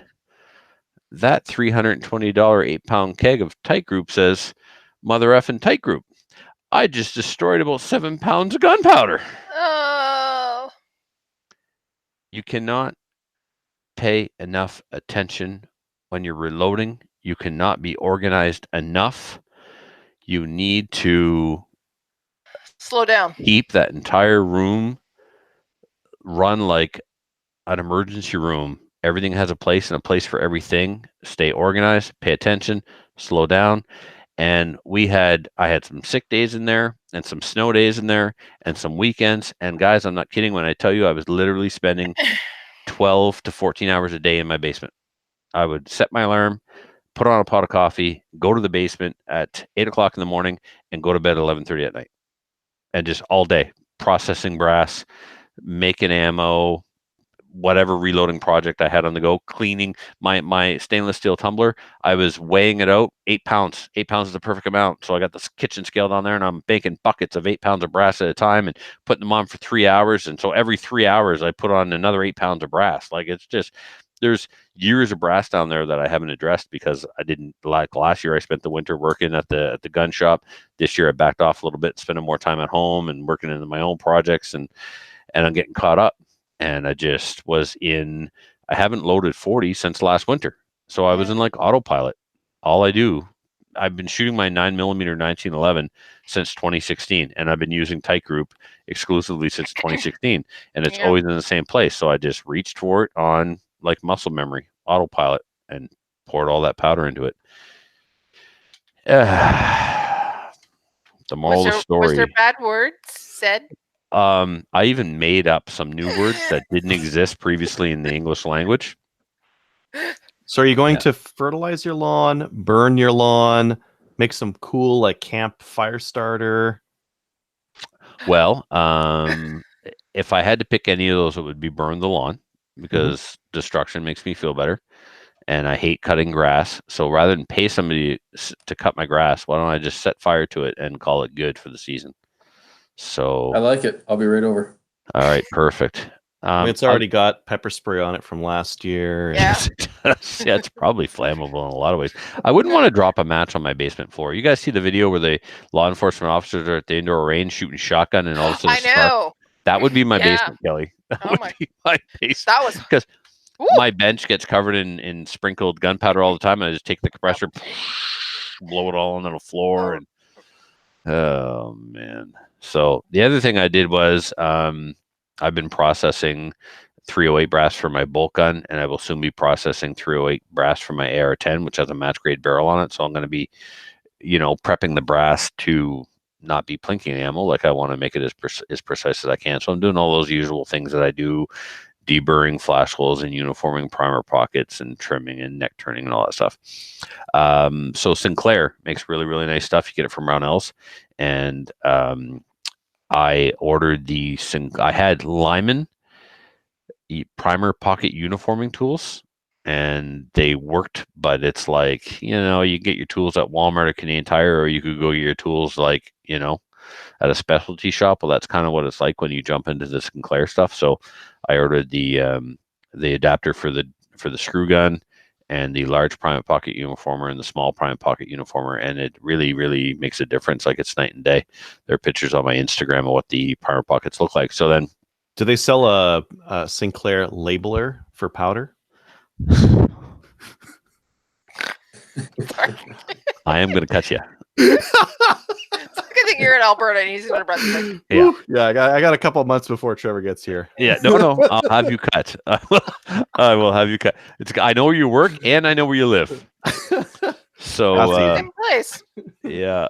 So anyway, so they also make a flash hole deburring tool. No, sorry, I have that.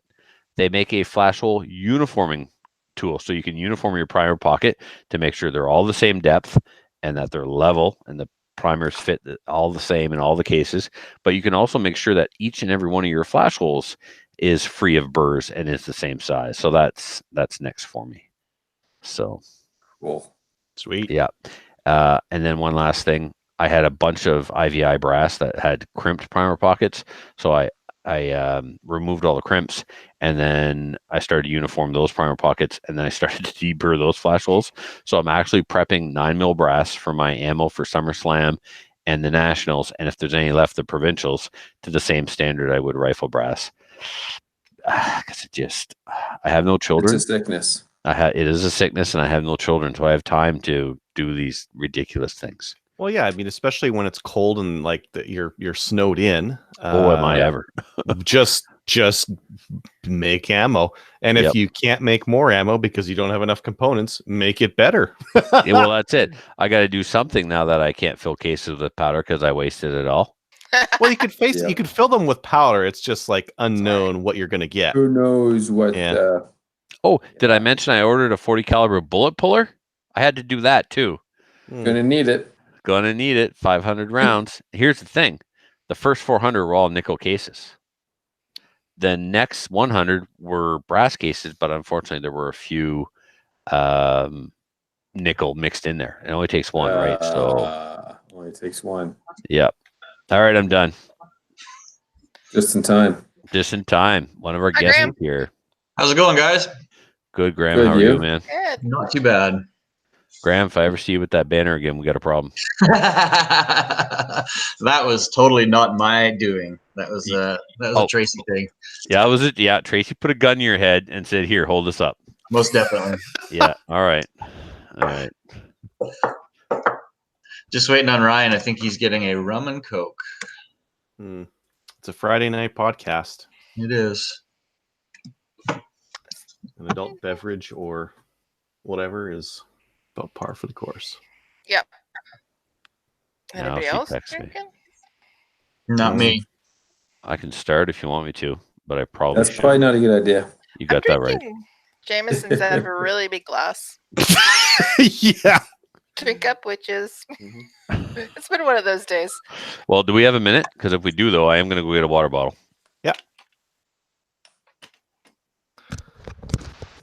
Can you guys hear me all right? Nope. Yeah, we can't hear you at all. Say that again. What? What? Huh? Huh? Yeah, you're all right. Timmy's lost in the well?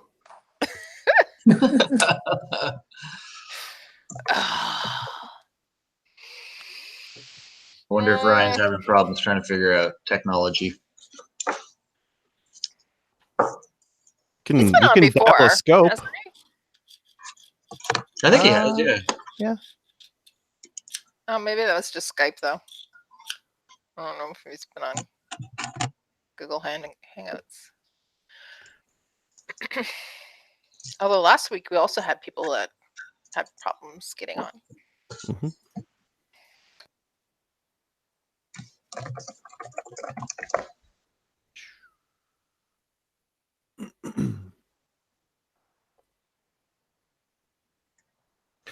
How far did your match go? Like distance-wise? Distance-wise, 286 meters. Oh, decent. It was good. I think I asked someone else about this. Standard velocity is the way to roll when you're going long range because that transonic thing with 22 bullets makes them go stupid. Is that a thing? I don't know. I use high velocity. I mean, I use Ely Force, and it seems to do all right. So Ryan is wanting his computer is trying to restart on him. He's on his way. Okay. Yeah, you always get an update whenever you're going on something that's scheduled. Of course. I always do anyway. It's terrible. Yeah, because the difference in dialing from high velocity to standard is quite a bit. Yeah, I had some dope for standard velocity, and it was substantially different when I had the Ely Force on my rifle. And you said you're not finding much difference between the high velocity and the standard in accuracy?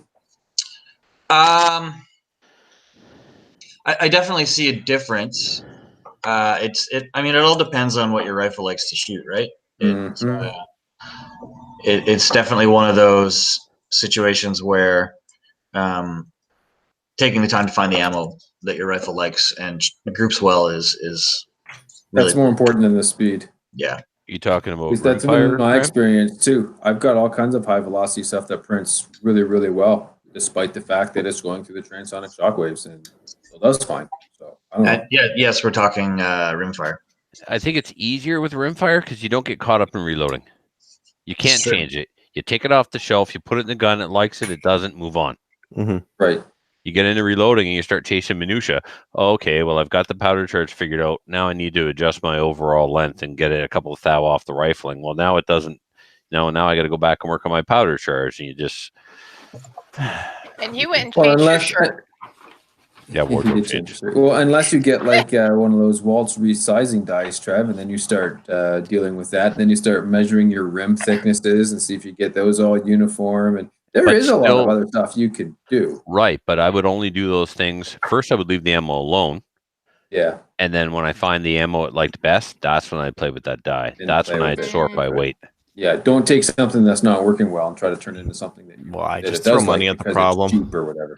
Throw money your AR. Just throw money at it. You should see what I've got set up for my AR now. I'm back to my old barrel, my old everything, except for the trigger. Right. You keeping the trigger? I'd like to. Those other cassette triggers there are back in stock.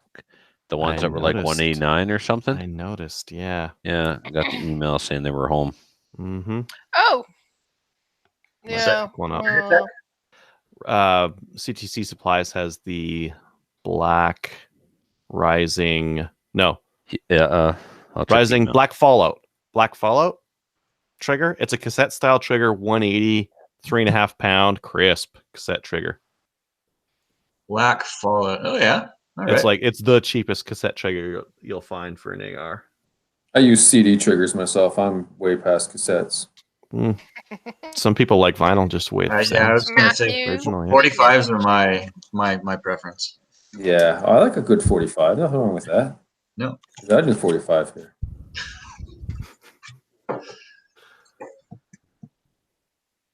All right, Ryan, where the hell are you? Not here.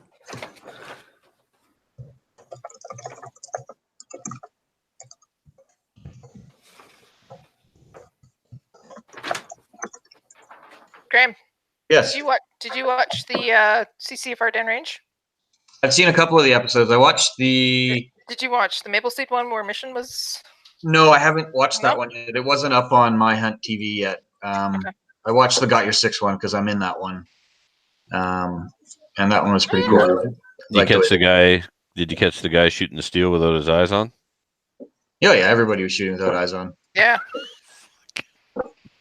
It's Great, super, no problem. Keep it off Yeah. TV. Yeah, Yeah. Well, yeah.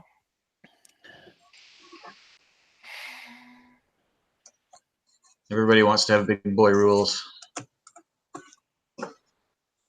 Well, it's just you're going to get haters out there that I'm gonna say safety sallies are going to come on and blame us for it when it's not our event, it's not our range. Oh, of course, absolutely. All right.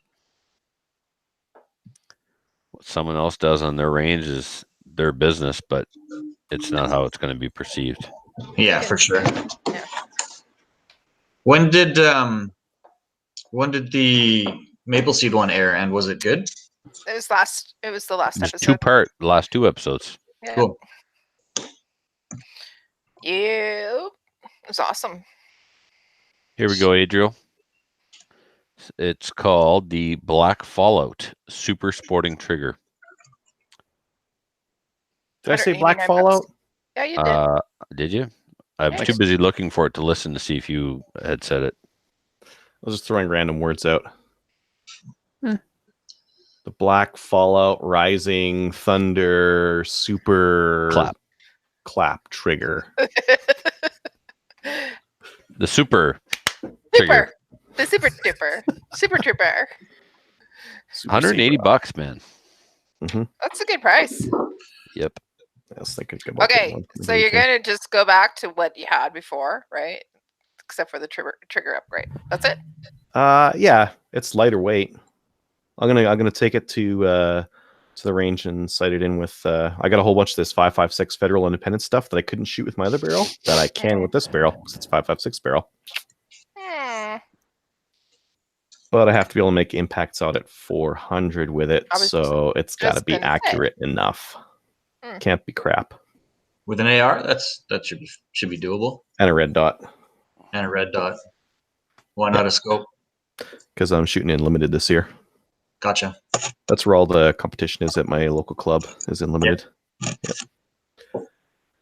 Yeah, but you want to chase the guys at your local club, or you want to chase the best in Canada? Very good point. The guys at my club for limited are They're up good. there. Up Yeah. there for Canada, yeah. Yeah. That's why I got a standard, right? I looked around, and only guys in my club were really shooting standard. Mm. No, nationally, well, open is the most competitive, but I'm not putting that amount of money in a pistol. just to be straight, and I'd need to get a new shotgun because I'd need to run a semi. With Out a there, are mag. you seeing many actual like USPSA IPSC style open pistols being used for 3-gun matches? Yes, yeah, Wow. yeah. Top shooters will be using like 2011s With the or comp and Shadow the Seymour. 2s. Yeah, Well, that's not open. Not That's on an open. pistol. On limited or TAC ops, people will be running like CZs or some guys will be running 2011s, DVC 9mm kind of thing. I mean, open pistols like with the comp and the Seymour red dot and the huge magwell and the racking charging handle. Yeah, some of the open guys. That's Really? most of the open guys. There's a couple of guys who will be in like Open Curious, and they'll be running like a plain old production pistol with a red dot on top. Okay, so Open Curious? Yeah, That's yeah. they're not ready Category. to commit the $5,000 into just Open the pistol. Curious. Mhm. Yeah, that's awesome. Yeah. Hey, Open Ryan. pistols haven't been Hey, plugged in what's for a few going on? years. Gotten Now you ridiculous. finally got your shit sorted out. Nah, not really. I still don't know what the hell I'm doing here, but whatever. It's all good. Yeah. Awesome. All right. Let's get this thing rolling. I'm just gonna leave an air gap in here so I can find it later. So that means we're not supposed to talk for a couple of seconds, guys. Yeah, so everybody be quiet. I can't hear myself think. Because when I'm- the pause, see, I'm he'll glad actually everyone Trevor. knows how this works. he'll see the pause, and then he'll know where the edit point is. So if we just stop talking for a second, that pause will be created. Sorry, I didn't catch that. You have to like just hold like silence for a second, and then it'll actually create like a gap in the. There's like an audio like thing, like a, and he uses that. But if we talk, the lines go like this. So we don't talk, and then it just goes like flatline. Right. So don't talk. I was wondering if you were going to get in on it. I thought Kelly's going to take the high road. Kelly won't play. Oh, No high road. no high road for you. All right. Welcome, Graham and Ryan from. Well, you guys are from a lot of things. You guys do a whole bunch, but most recently, you've been doing this this action rifle rimfire. So, geez, where do we start? Let's start with what you guys do right now. Graham, you're the amputee shooter. You've got a blog. You've got Instagram. Fantastic photography, because I think you're into photography. Yep, I take some pictures from time to time. From time to time, yeah, just with the camera phone kind of a thing. And then Ryan, you've been on the show a couple of times, and Yeah, once or twice. you're pretty good with an AR, right? You can I shoot- do okay. Yeah. Yeah, I can hold my own. yeah, poke some holes in some paper. So why don't you guys tell us about this action rifle rimfire, and how'd you guys even get started on this thing? What was the impetus here? That's purely on Ryan's shoulders there. He was pestering me to get a match together at the club that I am the rifle chair of. And when Rimfire started picking up and shooting steel out to 300 meters with Rimfire, it made a lot of sense because we've got 290 meters at the range.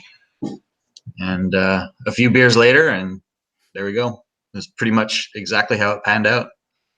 So it was primarily like a distance thing. You guys can't go further than 300, and 300 is extremely challenging with a 22. So that was a way of upping the difficulty without using more range space. Yeah, pretty much. I mean, we're fairly limited in BC as to what ranges we can use. The one we're using right now is about the longest one that we can get onto on a regular basis. And it didn't help that Graham's the rifle chair there, so we basically pitched the idea to the executive in Mission at the club, and I think they were a little bit hesitant that we were going to actually get everything done that we said we were going to get done at the rate we were going to get it done. But we were pretty confident, having shot the CPRS or CRPS matches with Rick once before, that we could easily sell these out, no problem, and give people lots of shooting opportunities. So the first match, I think we sold out in 6 days or something. Yeah, 6 days, I think. And we had a wait list of about 15 people. Cool. So we convinced the club to let us run another match in the next month instead of the scheduled match that we had 2 months in advance. So we threw a match together for March and for April, and both of those have since sold out. They've been up for 3 days or something. Yeah, I think it was Monday we opened the registration, and they just flew. It was sold out basically 100 spots in less than 5 days. What are you guys running for entry fees? I don't even know. $45 a head. There you go. Yeah. So it's not they're not cheap. They're not like super high priced either, but they're like, you guys are getting tons and tons of demand at $45 for entry. That's great. Yeah. Well, I had a lot of experience running the Action Rifle League CQB matches, so I could get a kind of a feel for what people wanted to pay on a regular basis. So we just put that into play, made it a little cheaper even, and make it accessible. The cool thing is a couple of boxes of 22 ammo is $20, and anybody can shoot it. So it it did everything that we thought it was going to do, which was good. Yeah, definitely the approachability is really interesting. Are you guys using a playoff of an established rule set or anything like that? Not really. We're kind of giving a nod to CRPS. We've adopted their rule sets and their classifications of rifle. I talked to Rick, and he was more than happy to let us kind of adopt that. We just kind of want to focus on marksmanship instead of like the gear race, right? We don't want people bringing out truckloads of gear and trying to game everything. We want to actually focus on people kind of working on their marksmanship and putting that to use in a kind of a practical, fun setting. So we've kind of incorporated some stuff from service rifle as well. That's more along the pure marksmanship side. So there's in the previous one, there were some stages where you had to shoot offhand. There was a bit of sitting. There was a little bit of kneeling, and there's no props allowed. You can use one bag, and that's about it. But bags don't help you when you're standing. So, if you're used to gaming with tripods and stuff like that a little bit, we threw those in there to sort of throw people off a little bit and, make people learn how to do it the proper way, really. So it's kind of a good crossover of a few different things, really. Awesome. Yeah, it sounds like your first match went really well. You guys had 50 spots that went up, and you sold out pretty quickly. What kind of things did you learn just from running your first action rifle rimfire match? How to write the course of fire so people can't leave it up to their own interpretation. Yeah, that's a big one. Yeah, we're like, oh, they'll get it, they'll understand. No. It's like they'll do anything they can do to make it easier. So this time we're going to write it out to the exact word and mark the props exactly where they're allowed to put their stuff, because otherwise it turns into a gong show of I'm going to try this, I'm going to try that. So IPSC then. Totally. Yeah, I don't know. Yeah. Trevor might know more about that. I don't know. Yeah, a lot of this stuff you need a really bulletproof written stage brief if you want ROs to be able to run people through and not have any idiots arguing. Yeah. And can I do gaming. This? Can I do that? Can I do this? Can I? And every time you think they won't do it or won't ask, that's exactly when they will, and that's 100% every time. So can I shoot under this wall, Trevor? No, you can never shoot under a wall, Matthew. We got a few people when we saw that they were kind of taking liberties with where they were shooting off of the barricades and stuff. Their excuse was, well, everybody else has done it, so we're just going to do it this way for the rest of the match. So, I mean, it was the first one, so obviously we got a bunch of stuff to kind of iron out. Yeah, exactly. And I mean, in some cases, like in IPSC, when something like that happens, someone figures out a way to game it. The squad before, if they didn't see what we saw, they're pissed because they can't get to come back and try it.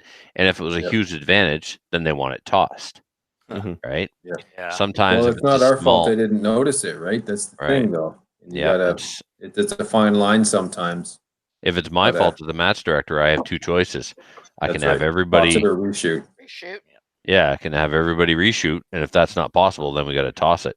So you guys don't want to go down that road because it's silly and crappy and waste time. And well, can we back up a little bit? And for the people who have no idea what action rimfire shooting is, like, can you describe what sort of a course of fire would be for the average match? Like, how would this go down? If I were to say, yeah, I'm going to grab my 22 and come out and shoot, what should I expect?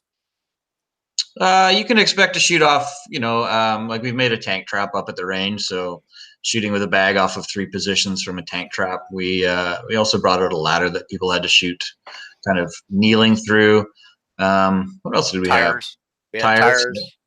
Right, so but it's not moving, right? Is this a timed event? Is it based purely on accuracy, or is it time and accuracy? Is there any running around? Is there any moving from station to station? No, nothing like you would think. You're going to move a little ways, but it's usually within 10 feet of the stage.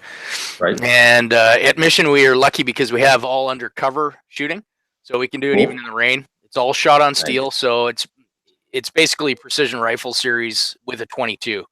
Nice. Okay, so it's hit or miss for your targets. Yeah, There's it's no all on scoring. steel. You have your range officer is basically watching through a spotting scope, and he tells you whether it's a hit or a miss. You can hear it a lot of the time because it's all on Right. steel. And What and about that's those it. flashers? Yeah, we have some flashers coming. Yeah. We have one to try out in the next match, and we should have probably at least a couple more that we can borrow. But So, the reality is you only need them at like 300 meters because it's pretty hard to Okay. see those So so it hits is a out there. timed event then. It's whoever does it the fastest wins, kind of. Yeah, thing. so well, no, not really. So whoever gets the most hits wins. So Okay. you all run under the same amount of time. So it's a set amount of time. So you have 90 seconds to fire 10 shots. Okay. Whoever gets the most amount of hits out of that takes those hits and adds them onto their score from other stages. And then at the end of the day, you'll have a guy that has the most hits out of anybody, and then that's your winner. Okay, so Right. it's more like service Points. condition scoring than it is action shooting scoring. Well, it kind of is. I mean, in service conditions, you're looking for Vs, bullseyes, and outers. Right, but you're in action rifle, all you're doing is looking for hits. It's Right, Anywhere so on the steel. the comparison I'm making to service is fixed time, fixed round count. Yeah, Yep. for sure. Okay, so CQB that is the same way. Yeah, Right. you have a set limit amount of time, and whatever you can do within that amount of time is where it's at. right. So if I get all my hits in 45 seconds instead of 90 seconds, is that some kind of an advantage? Nope. No. All So right. it then you makes finish your sense. stage faster. That's Right, it. it That's makes all. sense. There's- To take your time then and Yeah. make sure you get your hits, For but sure. manage your time so you don't go That's over. right. Yeah, most of the stages are built so that you're probably, unless you're really on top of it, you're probably not going to get all your shots off within that set amount of time. Oh, okay. So Yeah, it is so a very it's fast. challenging. It's challenging, yeah. Okay, cool. Yeah, they're usually in what and ab- around what this about- oh, 60 sorry. to 90 second kind of to get all your Right. 10 shots off. So yeah, for you to get into position correctly and to set up and get everything. Yeah, so 60 Oh yeah, is we've experienced very, that, haven't we, very Trevor? challenging. or rage quit. Yeah. I So I got like- another question. Hold on. What happens if you shoot over time? Like, is the at They the don't count. buzzer done, don't- or it just Yeah, doesn't you count, or betcha. is there a penalty? It doesn't There's count. a penalty. Oh, okay. So there's no penalty for shooting over. You just No, don't count. and then the guys behind you jack you up because you're wasting their time. Right, Okay, exactly. And gotcha. that's So there is kind a of penalty then. Sort of. the time. It's a social penalty. Yeah. So I like the time constraint for a couple of reasons. One, it'll mess with the shooter's head and put pressure on him. And two, it keeps the match moving. We don't have to wait for one guy to take 120 seconds or 160 seconds. Everybody gets their 90 and you're done, or you're not done. It doesn't matter. Mhm. You're done. yeah, we're also running 5 stations at once, right? So there's 5 shooters in 5 different squads going on their own target at one time. So we kind of roll through. And where it's hit or miss, you don't have to worry about timers and stuff counting shots because you're just matter of it's not Stopwatch. about the timer. Stopwatch, So yeah. Yeah. that's cool. So you don't have to worry about shots overlapping because in IPSC we got to be careful where we don't have bays too close to each other where the timer will pick up the shots from another squad or something. yeah, Yes. nothing like that. Yeah, especially in steel. Can you talent. run like the same squad, like 2 shooters per bay? At the same time? Yeah. No. Because No, 'cause each station is like you're over here at a barricade, right? So Yeah. there's going to be the 5 of you and one person. Like, no, it doesn't work that way. Yeah, that would be incredibly tricky. Like, we don't want to have 2 people shooting at the same target at the same time, No. right? Because you're Yeah. not going to be able to count shots and Right. hits and misses. You're going to want No, to I'm make saying sure. like on a large bay, would you Mhm. have 2 groups shooting 2 different sets of targets at the same time, or is each bay a different stage?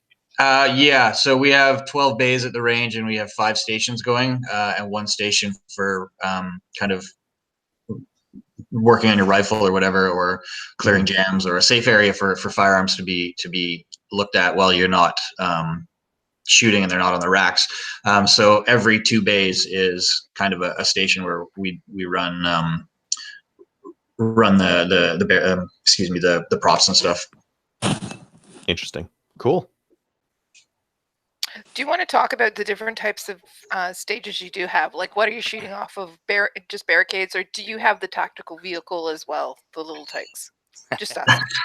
We don't have that yet. Well, I'd hate. It's such a cool prop. I wouldn't really want to steal it from Rick and those guys. It's Rimfire, Kelly, so they have the tactical short bus. That's right. So we Now have we got an actual train thing that the Western shooters use Cool. up in Mission. So Bye, Ryan. Oh, we Thank you, lost. Ross. Oh, cut out. So you guys have a train? You guys shoot Yeah, off of a train, like an old Western steam they run a train. locomotive. You guys just On the shooter, Right. it loses. So we the Western guys, they have this massive matchup in I think it's September called Shootout of the Ridge, and they take up the entire rifle range. So rifle, pistol, the cowboy action range, trap range, clubhouse even, for all of these crazy events. And the train is one of these pieces where they go in and they get robbed or they get attacked by somebody, and they kind of have to complete a series of challenges or whatever. But we've been given the okay to use it if we want to, so we might bring that out. very cool. Yeah. What type firearms are people using for this? Bolt action, semi-auto? Yeah, Both both. seems to be the Um, both. Yeah, it's a mixture of both. I don't have I didn't grab kind of what everybody's rifle was last time around. I might do it this time just to kind of get an idea of what it is that people are running. But we saw everything from Marlins. There's one guy was running an old school Bruno. 1022 is pretty common. Savage Mark II is what I'm running. So do you find that the semi-auto gives the advantage in time, and then the bolt action is given the advantage in accuracy? Accuracy. I don't know. I'd have to talk to some people that are shooting semi-autos. I mean, I run a bolt gun and it works well for me. I'm under the time constraints that they are as well, and I'm fairly versed in shooting matches. So it's Right. if I'm having troubles with it, I think everybody else is going to be having kind of the same sort of troubles with it, which is kind of good. Give everybody a bit of a stressor while they're taking their shots. But For shot distance, what would that be? shot distance, Yeah. like how far do we go? Yeah, average. Like in the course of, because you said you can go to like almost 300 yards. Well, is that all your targets almost 300 yards, or is most of them are at 50 and every now and then you're at 300 yards? No, I think the closest target we had was 84 meters. Okay. Anything else was like past that, so 84 all the way out to I think we had two targets out to 300 meters. We had a few. So at this is an optics game. Then you definitely want to have a good scope on your gun and have it dialed in. Yeah, you definitely need to know your dope and what your rifle does out to those distances, and kind of get in there beforehand and make sure that you know what your velocity is and have a basic understanding of ballistics. Are the distances known to the target, or do you just put them out there and say good luck? So the distances in the course of fire, we keep those to ourselves until the day of, so that people all have the same sort of idea day of, and we'll laser them and give everybody the distances. Just okay, so people with the BDCs or with the adjustable turrets, they can dial them in right before it's their time to shoot, kind of thing. Like they're not trying to figure that out on the fly. But the maximum and minimum distances are always published. You just don't know where they're actually going to be placed within those parameters, correct? Yeah, so we will decide the night of, the way we put the course of fire together is we kind of took a look at the range and how we wanted to kind of spread out the targets. And so we threw the course of fire together and then kind of gauged what would be an acceptable, reasonable target to hit at that distance and picked a distance, right? So one of the more challenging sort of stages that didn't really seem all that challenging to people at first was was it 8-inch target at 300? Shooting off the bench. What sick That's bastard not come up challenging with at all. There were guys that had 8 hits on it. Yeah. Well, yeah, I mean, it wasn't just 1 or 2 guys. There was a few. It wasn't Yeah. me, but there were a few guys. I've seen McClatchy shoot stuff that size at 300, but under ideal conditions, not match conditions, so it's doable. Yeah, exactly. But man, you gotta be dialed in. Yeah, with that one, we put the targets right against the berm so that people could sort of at least get an idea where their splash was landing, because a lot of the other targets were kind of free floating out in the middle of the range. Mhm. So you had to be paying attention to where your shots were going in order to make corrections. But that one, we gave people a little bit of help. What's the range like? Is it something that's wide open that you will have a lot of wind play, or is it something that you've got some trees? It's treed in, and we've got a little bit of a mountainside on the left-hand side. It's kind of an alleyway, so it's probably 200 meters wide. On the right-hand side, we've got the shotgun range, and that's quite open, and so we will get the occasional wind there, not a pile of it, but enough to kind of mess with the 22. That's for sure. It doesn't take much to blow that sucker right off your target. No, 300 meters.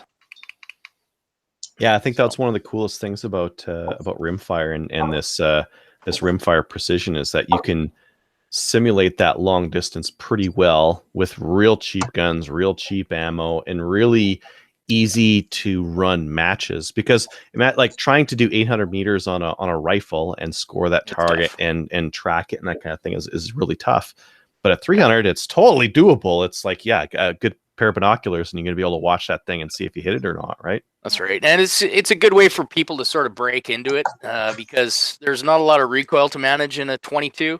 So you can have smaller people doing it, kids, ladies that might not like the recoil of a full power rifle, or smaller guys that might not make it, might not like it. So the 22 makes it really open to a lot of different people that may not get into a full power rifle type match, and then they can get a taste for it, and then maybe figure out whether they want to carry on with the big stuff. Right. Mm-hmm. Yeah, I actually had a dad reach out to me last week. He was kind of wanting to get the lay of what it is we do because he wanted to sign his 13-year-old kid up. And so after talking to him for about 45 minutes, he seemed pretty keen. And so they both actually signed up. So this match coming up in March, we'll have a 13-year-old and his dad coming to shoot it, which should be pretty awesome. Yeah. We'll have actually more than one because I know for a fact that two other ones that are 13 and under signed up today. Nice. So and Cadence is also coming out too. Yep. Yeah, that's what I'm talking about. How do you guys handle malfunctions during the course of fire? Is that on the shooter's time, or if you have a mal? Oh, it is. Okay, very good. Yep. Cool. Yep. It's big boy rules. Clear. Yep. Carry on. Carry on. Very good. We're thinking about implementing a mulligan thing. So you can buy a chip at the beginning. It'll be like $10 or $15, and then if you totally pooch a stage or you have a nasty problem, I like it.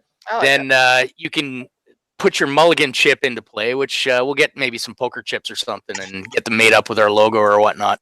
I like and that. Then, that's a cool idea. You can play the mulligan chip and you can reshoot the stage over again. So that's something we've been kind of playing around with a little bit. So hopefully we'll have that sorted for the next one. Kind of reminds me of my archery days when you'd call the judge over to call one of your arrows, whether it was in or not, and he would arrive and there's a $20 bill laying over the shaft. Yeah. We have a question on YouTube. So somebody wants to know about the different classes and what's the different divisions. So you have open, right? Yeah, so open and production. Anything goes. Okay. Do you want to explain dollar limit, what they're able to bring with them? Sure. So we kind of took a nod to Rick and CRPS with that, and so we've got two divisions. We've got open and we've got production. And so production is your basic rifle under $500 with no modifications, and scope under $500 with no modifications. And then open class is pretty much space guns, whatever you want to do. 27 power scopes, like we've seen. Like we had one in the last one. Yeah, the guy's scope weighed more than his 22 did. Yeah. He shot well. So I don't know. We had a guy at the shop buy a Viper PST or HST 6-24 with a 50 millimeter objective, and put that on his little Ruger Rimfire precision gun. Yeah, this was it was a Razor HD. This was a Razor HD 4.5 to 27. Yeah. Yeah. That's a heavy scope. And it weighed more than the rifle. Well, it really helps to tame that recoil, so get his shots off a little faster. But how did he do? He did well. Yeah, he shot good. He's an experienced PRS competitor, though. So So Okay. he just Good. took his scope from his regular Yeah, I think PRS and he so. put it on his Yeah. 22. He's used to it though, right? Yep. He's used to. So Well, and awesome. the Good for him. advantage with those more expensive scopes is that the dialing in is more repeatable and more accurate, and they have a lot of range of adjustment. Like you look at Mhm. a lot of the entry level Bushnell scopes will have 50 MOA up, like that's it. Yeah. That's all the elevation they've got. And for a 22, that doesn't actually get you that Yeah, far. it's getting you close to the end for sure. Yeah. So you I think need most of the guys are running something with a 20 MOA rail on there if they can find it a lot of the time. That's the way to do it. Now, is it the title of the sport? Is it Rimfire or is it 22? Rimfire. You can call it whatever you want. Yeah. So, We just okay, call it well, Rimfire. What about but 17 but HMR? can I use No. any Oh, yeah. Rimfire ammo? Yeah, no, we're limiting it to 22 only. All right, so it's just 22 So long. 22 off that. long rifle or 22 Yep. Magnum? 22 Magnum. Long rifle. Oh, okay. 22 long. Listen to the Just gamer making over sure. there. Want to make sure we have all Seen our it. bases covered here. Yeah, Yeah. Rimfire. I'll bring Rimfire. Yeah. Yeah, it's definitely limited to 22. So no 32 Rimfire. All right. All fine. right. No 17. No laser beams coming through. We have another question from YouTube. They want to know what type of scopes you guys would recommend. So we just were talking about scopes, but let's look Second at focal something. plane or first focal plane specifically? I do. I don't think it makes any difference. I run a second focal plane. Really? It's the same scope I run on my service rifle. It's 4 to 16. It's really all you need out to 300. More magnification can help, but it's also going to be a bigger scope and on a really small gun. It may or may not make sense when you're trying to get yourself into a weird position and whatnot. So Sorry, I like Ryan. light. Did you say second or first? Second. Second. The one I okay. run is second focal plane. Yeah, I do the same. I've got a Leupold Mark IV, which is way overkill for what it is. It's a 6.5 to 20. It's the only scope I had kicking around to put on my 22, so that's what's on there for now. So do you find that reticle, you're in a second, your reticle is going to get bigger with your magnification, correct? No, the other Or way that's around. first. Okay. Yeah. Yeah, it's the first focal plane is the one you want if you want Yep. your reticle to change sizes. Yeah, I Right. think we've sort of decided that having the same size reticle isn't really any sort of detriment to that kind of shooting. Not at 300 yards, I don't think. And the targets are big, right? Like at 300 meters, we're shooting at that 8-inch gong. That was the smallest one, but we also have a 35-inch tall Sasquatch that guys shoot at. So it's not like you're blocking out the target with your reticle if you're shooting second focal plane. So Right. doesn't really make any difference. Okay. Yeah, CRPS has their little shaggin' wagon that people shoot off. We got a Sasquatch. Awesome. We've got some other fun stuff coming from the guys at Guangzhou as well. They're creating a Guangzhou, are you? yeah, Yeah. you betcha. Okay. Yeah, they're awesome there, and they're creating us some fun stuff that we'll tell people about later on. But it's going to make for a real exciting team shooting, which will be kind of interesting. Awesome. We're Yeah. pretty So- good on that one. Yeah. So where do people find out more about Action Rifle Rimfire? There's a couple places. You can go to actionriflerimfire.com, which is just a basic website landing page that has links to Facebook and Instagram and all that. But Facebook is generally where everything gets posted. We've got everything in Practice Score as well. So we've got a club going in Practice Score that you can come and sign up to matches that way. And yeah, we just use Practice Score to do all the registration and handle that. Awesome. Yeah, I think Yep. practice score is a way to roll. That just makes it easier for scoring and getting the scores out to everyone and sharing and whatnot. It's And easy, but the site it's not a good site. It's complicated and it's not easy to figure out what you're supposed to do in there. Like, No, man. As a match Sometimes you have- director, like yeah. We Once have like you've got it, sometimes, though, but it's yeah. so good. It's so good once you figured it out. it's Yeah. easy enough Sometimes- as far as that goes. Just not intuitive. That's all I'm saying. Correct. when I call you in the middle of the day, Adriel, it's a practice score question. So start answering your phone, would you? Practice score support. Anyways, thanks for coming on the show, guys. It sounds like you've put together a winner of a sport out in BC, and the matches sound like a lot of fun. Yep. Yeah, they're a pile of fun. they're good. And we're going to be traveling them around the province a little bit as well. So if you have a range that you want to run one of these at, feel free to get a hold of us. We could probably do it on a 200-meter range and just make the targets a little bit smaller. So that's about all we would need. But if you have, 200 plus, we're good to go. We can set it up. We'll take care of everything. We'll put up all the targets, and all you got to do is get us the range time, and we'll make it happen for you. Yep. Awesome. Well, thanks for being on again, guys. No problem. Awesome. Thanks for having us. Yeah, you bet. Thanks. And now we got to finish off the show. Yeah. See you later, guys. Okay, later. Awesome. So guys, I don't know how to turn this thing off, so anyways, there you go. Keep clicking buttons. Well, until then you I'll just- disappear. then I'll just- we can hang up on you. We'll just do that. All right. Thanks again to Ryan and Graham for coming on the show and letting us know about Action Rifle Rimfire. Do we have any Sounds like a lot other? of fun. Yeah, yeah. It's. I was actually talking with. I think I mentioned this on the last show. The whole package to get set up for one of these matches is like for one of the outlaw matches is like $370. Right, You do and not that's need a lot of Gongjo. steel. Yeah, Yeah, that's Gongjo's got that. Gongjo that's furnishing that for the outlaw. So Yeah. Well, because you need air, you just use air for 500, but you use very thin steel because you don't need a lot. It's 22. That's right. Yep. Yeah, yeah, it's very affordable, very easy to set these things up all over the place. Do we have any questions on the YouTube channel that are worth that we should bring up now, or?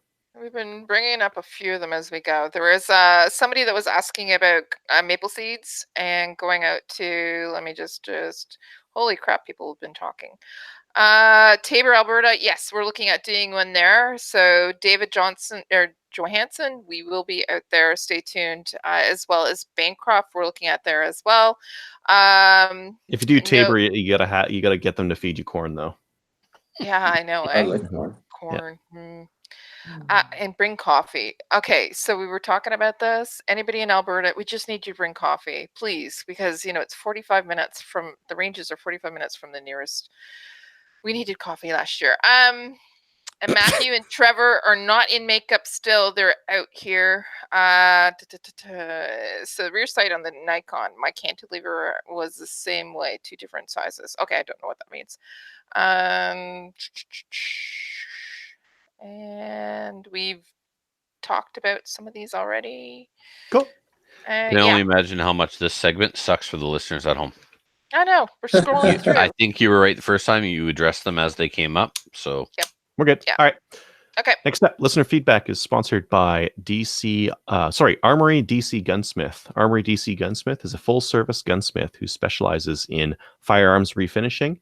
He offers hot bluing, parkerizing, and Cerakote finishes, as well as wood refinishing. Check out his online inventory of new and used guns, firearms accessories, optics, and more at dcgunsmith.ca. He just got in a wicked CZ858 with a bunch of extras. You got the original barf wood furniture. The beaver barf, yep. Yeah, the beaver barf, and then some cool stuff if you don't like the beaver barf. Oh, I love the beaver barf. One surprising thing about the beaver barf, you can refinish it. You can sand it, polish it, and refinish it, and it actually does a really nice job. Are you kidding me? Really? Yeah. I just thought it would turn like white. Nope. That's interesting. No, it takes a finish, and it looks really cool. Anyways, we've got one email from Jerry W. We are grateful for the support of our sponsors, CCFR, our national sponsor, Odell Engineering, Lady Seed and Youth Event, North Silva, Savage Arms, Matador Arms, Vortex Korth, Cheshire's Outdoor, MDT, SAS, SFRC, GSA Tactical, Chantal. No. I don't know what that is. That's not an email. I posted that. Sorry. I was wondering what I was reading here, and I'm like, I copied and pasted, and this is just like, okay, I'm gonna, why don't? Sorry. There's only a couple of emails, Adriel. Let's just throw them into next week's show. How's that? Sounds good. If you'd like to email the show and have us be real confused while you're reading it, while we're reading it, email the show at slamfireradio@gmail.com. By the way, those are all the sponsors for Maple Seed. Okay. Well, We'll send the invoice to Maple Seed for covering their sponsors. Podcast reviews. We're now on Spotify, so we had listeners saying like, "Hey, I like listening on Spotify. Are you guys on there?" And we weren't, and now we are. So if you would like to listen to us on Spotify, you can do that now. And on Spotify, give us like a thumbs up or a 5 stars or an A-OK or whatever they use for votes over there, something or other. Shout outs. Oh, I like what you said. Anyone shout outs, Trevor? Yeah, man. Trigger Wholesale. So Trigger Wholesale follows me on Instagram and noticed some of my Typhoon F12 posts and decided to give me free stuff. So they were like, send us a PM. We'll send you some stuff for your Typhoon. So like Daria Mark 12 came out with the Daria came out with a 3-gun version or an IPSC version of their shotgun to try and keep up or compete with the F12. And of course, F12's like, you know what? We got parts too. So they've been doing a little bit of promotion on Instagram, saw my gun all decked out for 3-gun. And they're like, we're going to send you a spare parts kit and a muzzle brake. Oh, nice. Yeah, just because I posted so that was awesome. And more Instagram love. Shout out to Logan_3gun for a mag release button. It was one of those like this post, share my like my Instagram feed and tag 3 of your friends in this post, and your name will be entered into a random draw. You didn't win that, did you? I did. You tagged me. It was an extended AR-15 magazine release, and you could either get an anodized red one or what looks to be a Cerakoted flat dark earth one. And I took the flat dark earth one and immediately installed it on my Maccabee Defense SLR because congratulations. Yeah, thank you. It had all the other controls extended and the cool trigger and the bad lever and all that stuff, but I didn't have an extended magazine release. Now I do. So feeling the Instagram love. Yeah, Logan's a beast at 3-gun. Yeah, he sure looks it. He's got a cool Instagram. If you're into 3-gun, you should definitely follow him and check out his videos. Awesome. Iveland. Gallon for his gallon. Hold that up so the viewers can see. Every year we get a Galentine. Happy Galentine. This is what we get. It's a picture of I'm gallon. glad that I do not get one, and he doesn't have my phone number.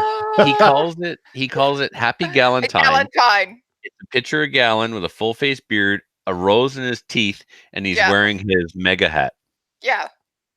He was here. When he was here, he wore his mega hat, and I wore my Make True to a Drama Teacher Again hat. And he gave us the plague too, Kelly, but it didn't hit us.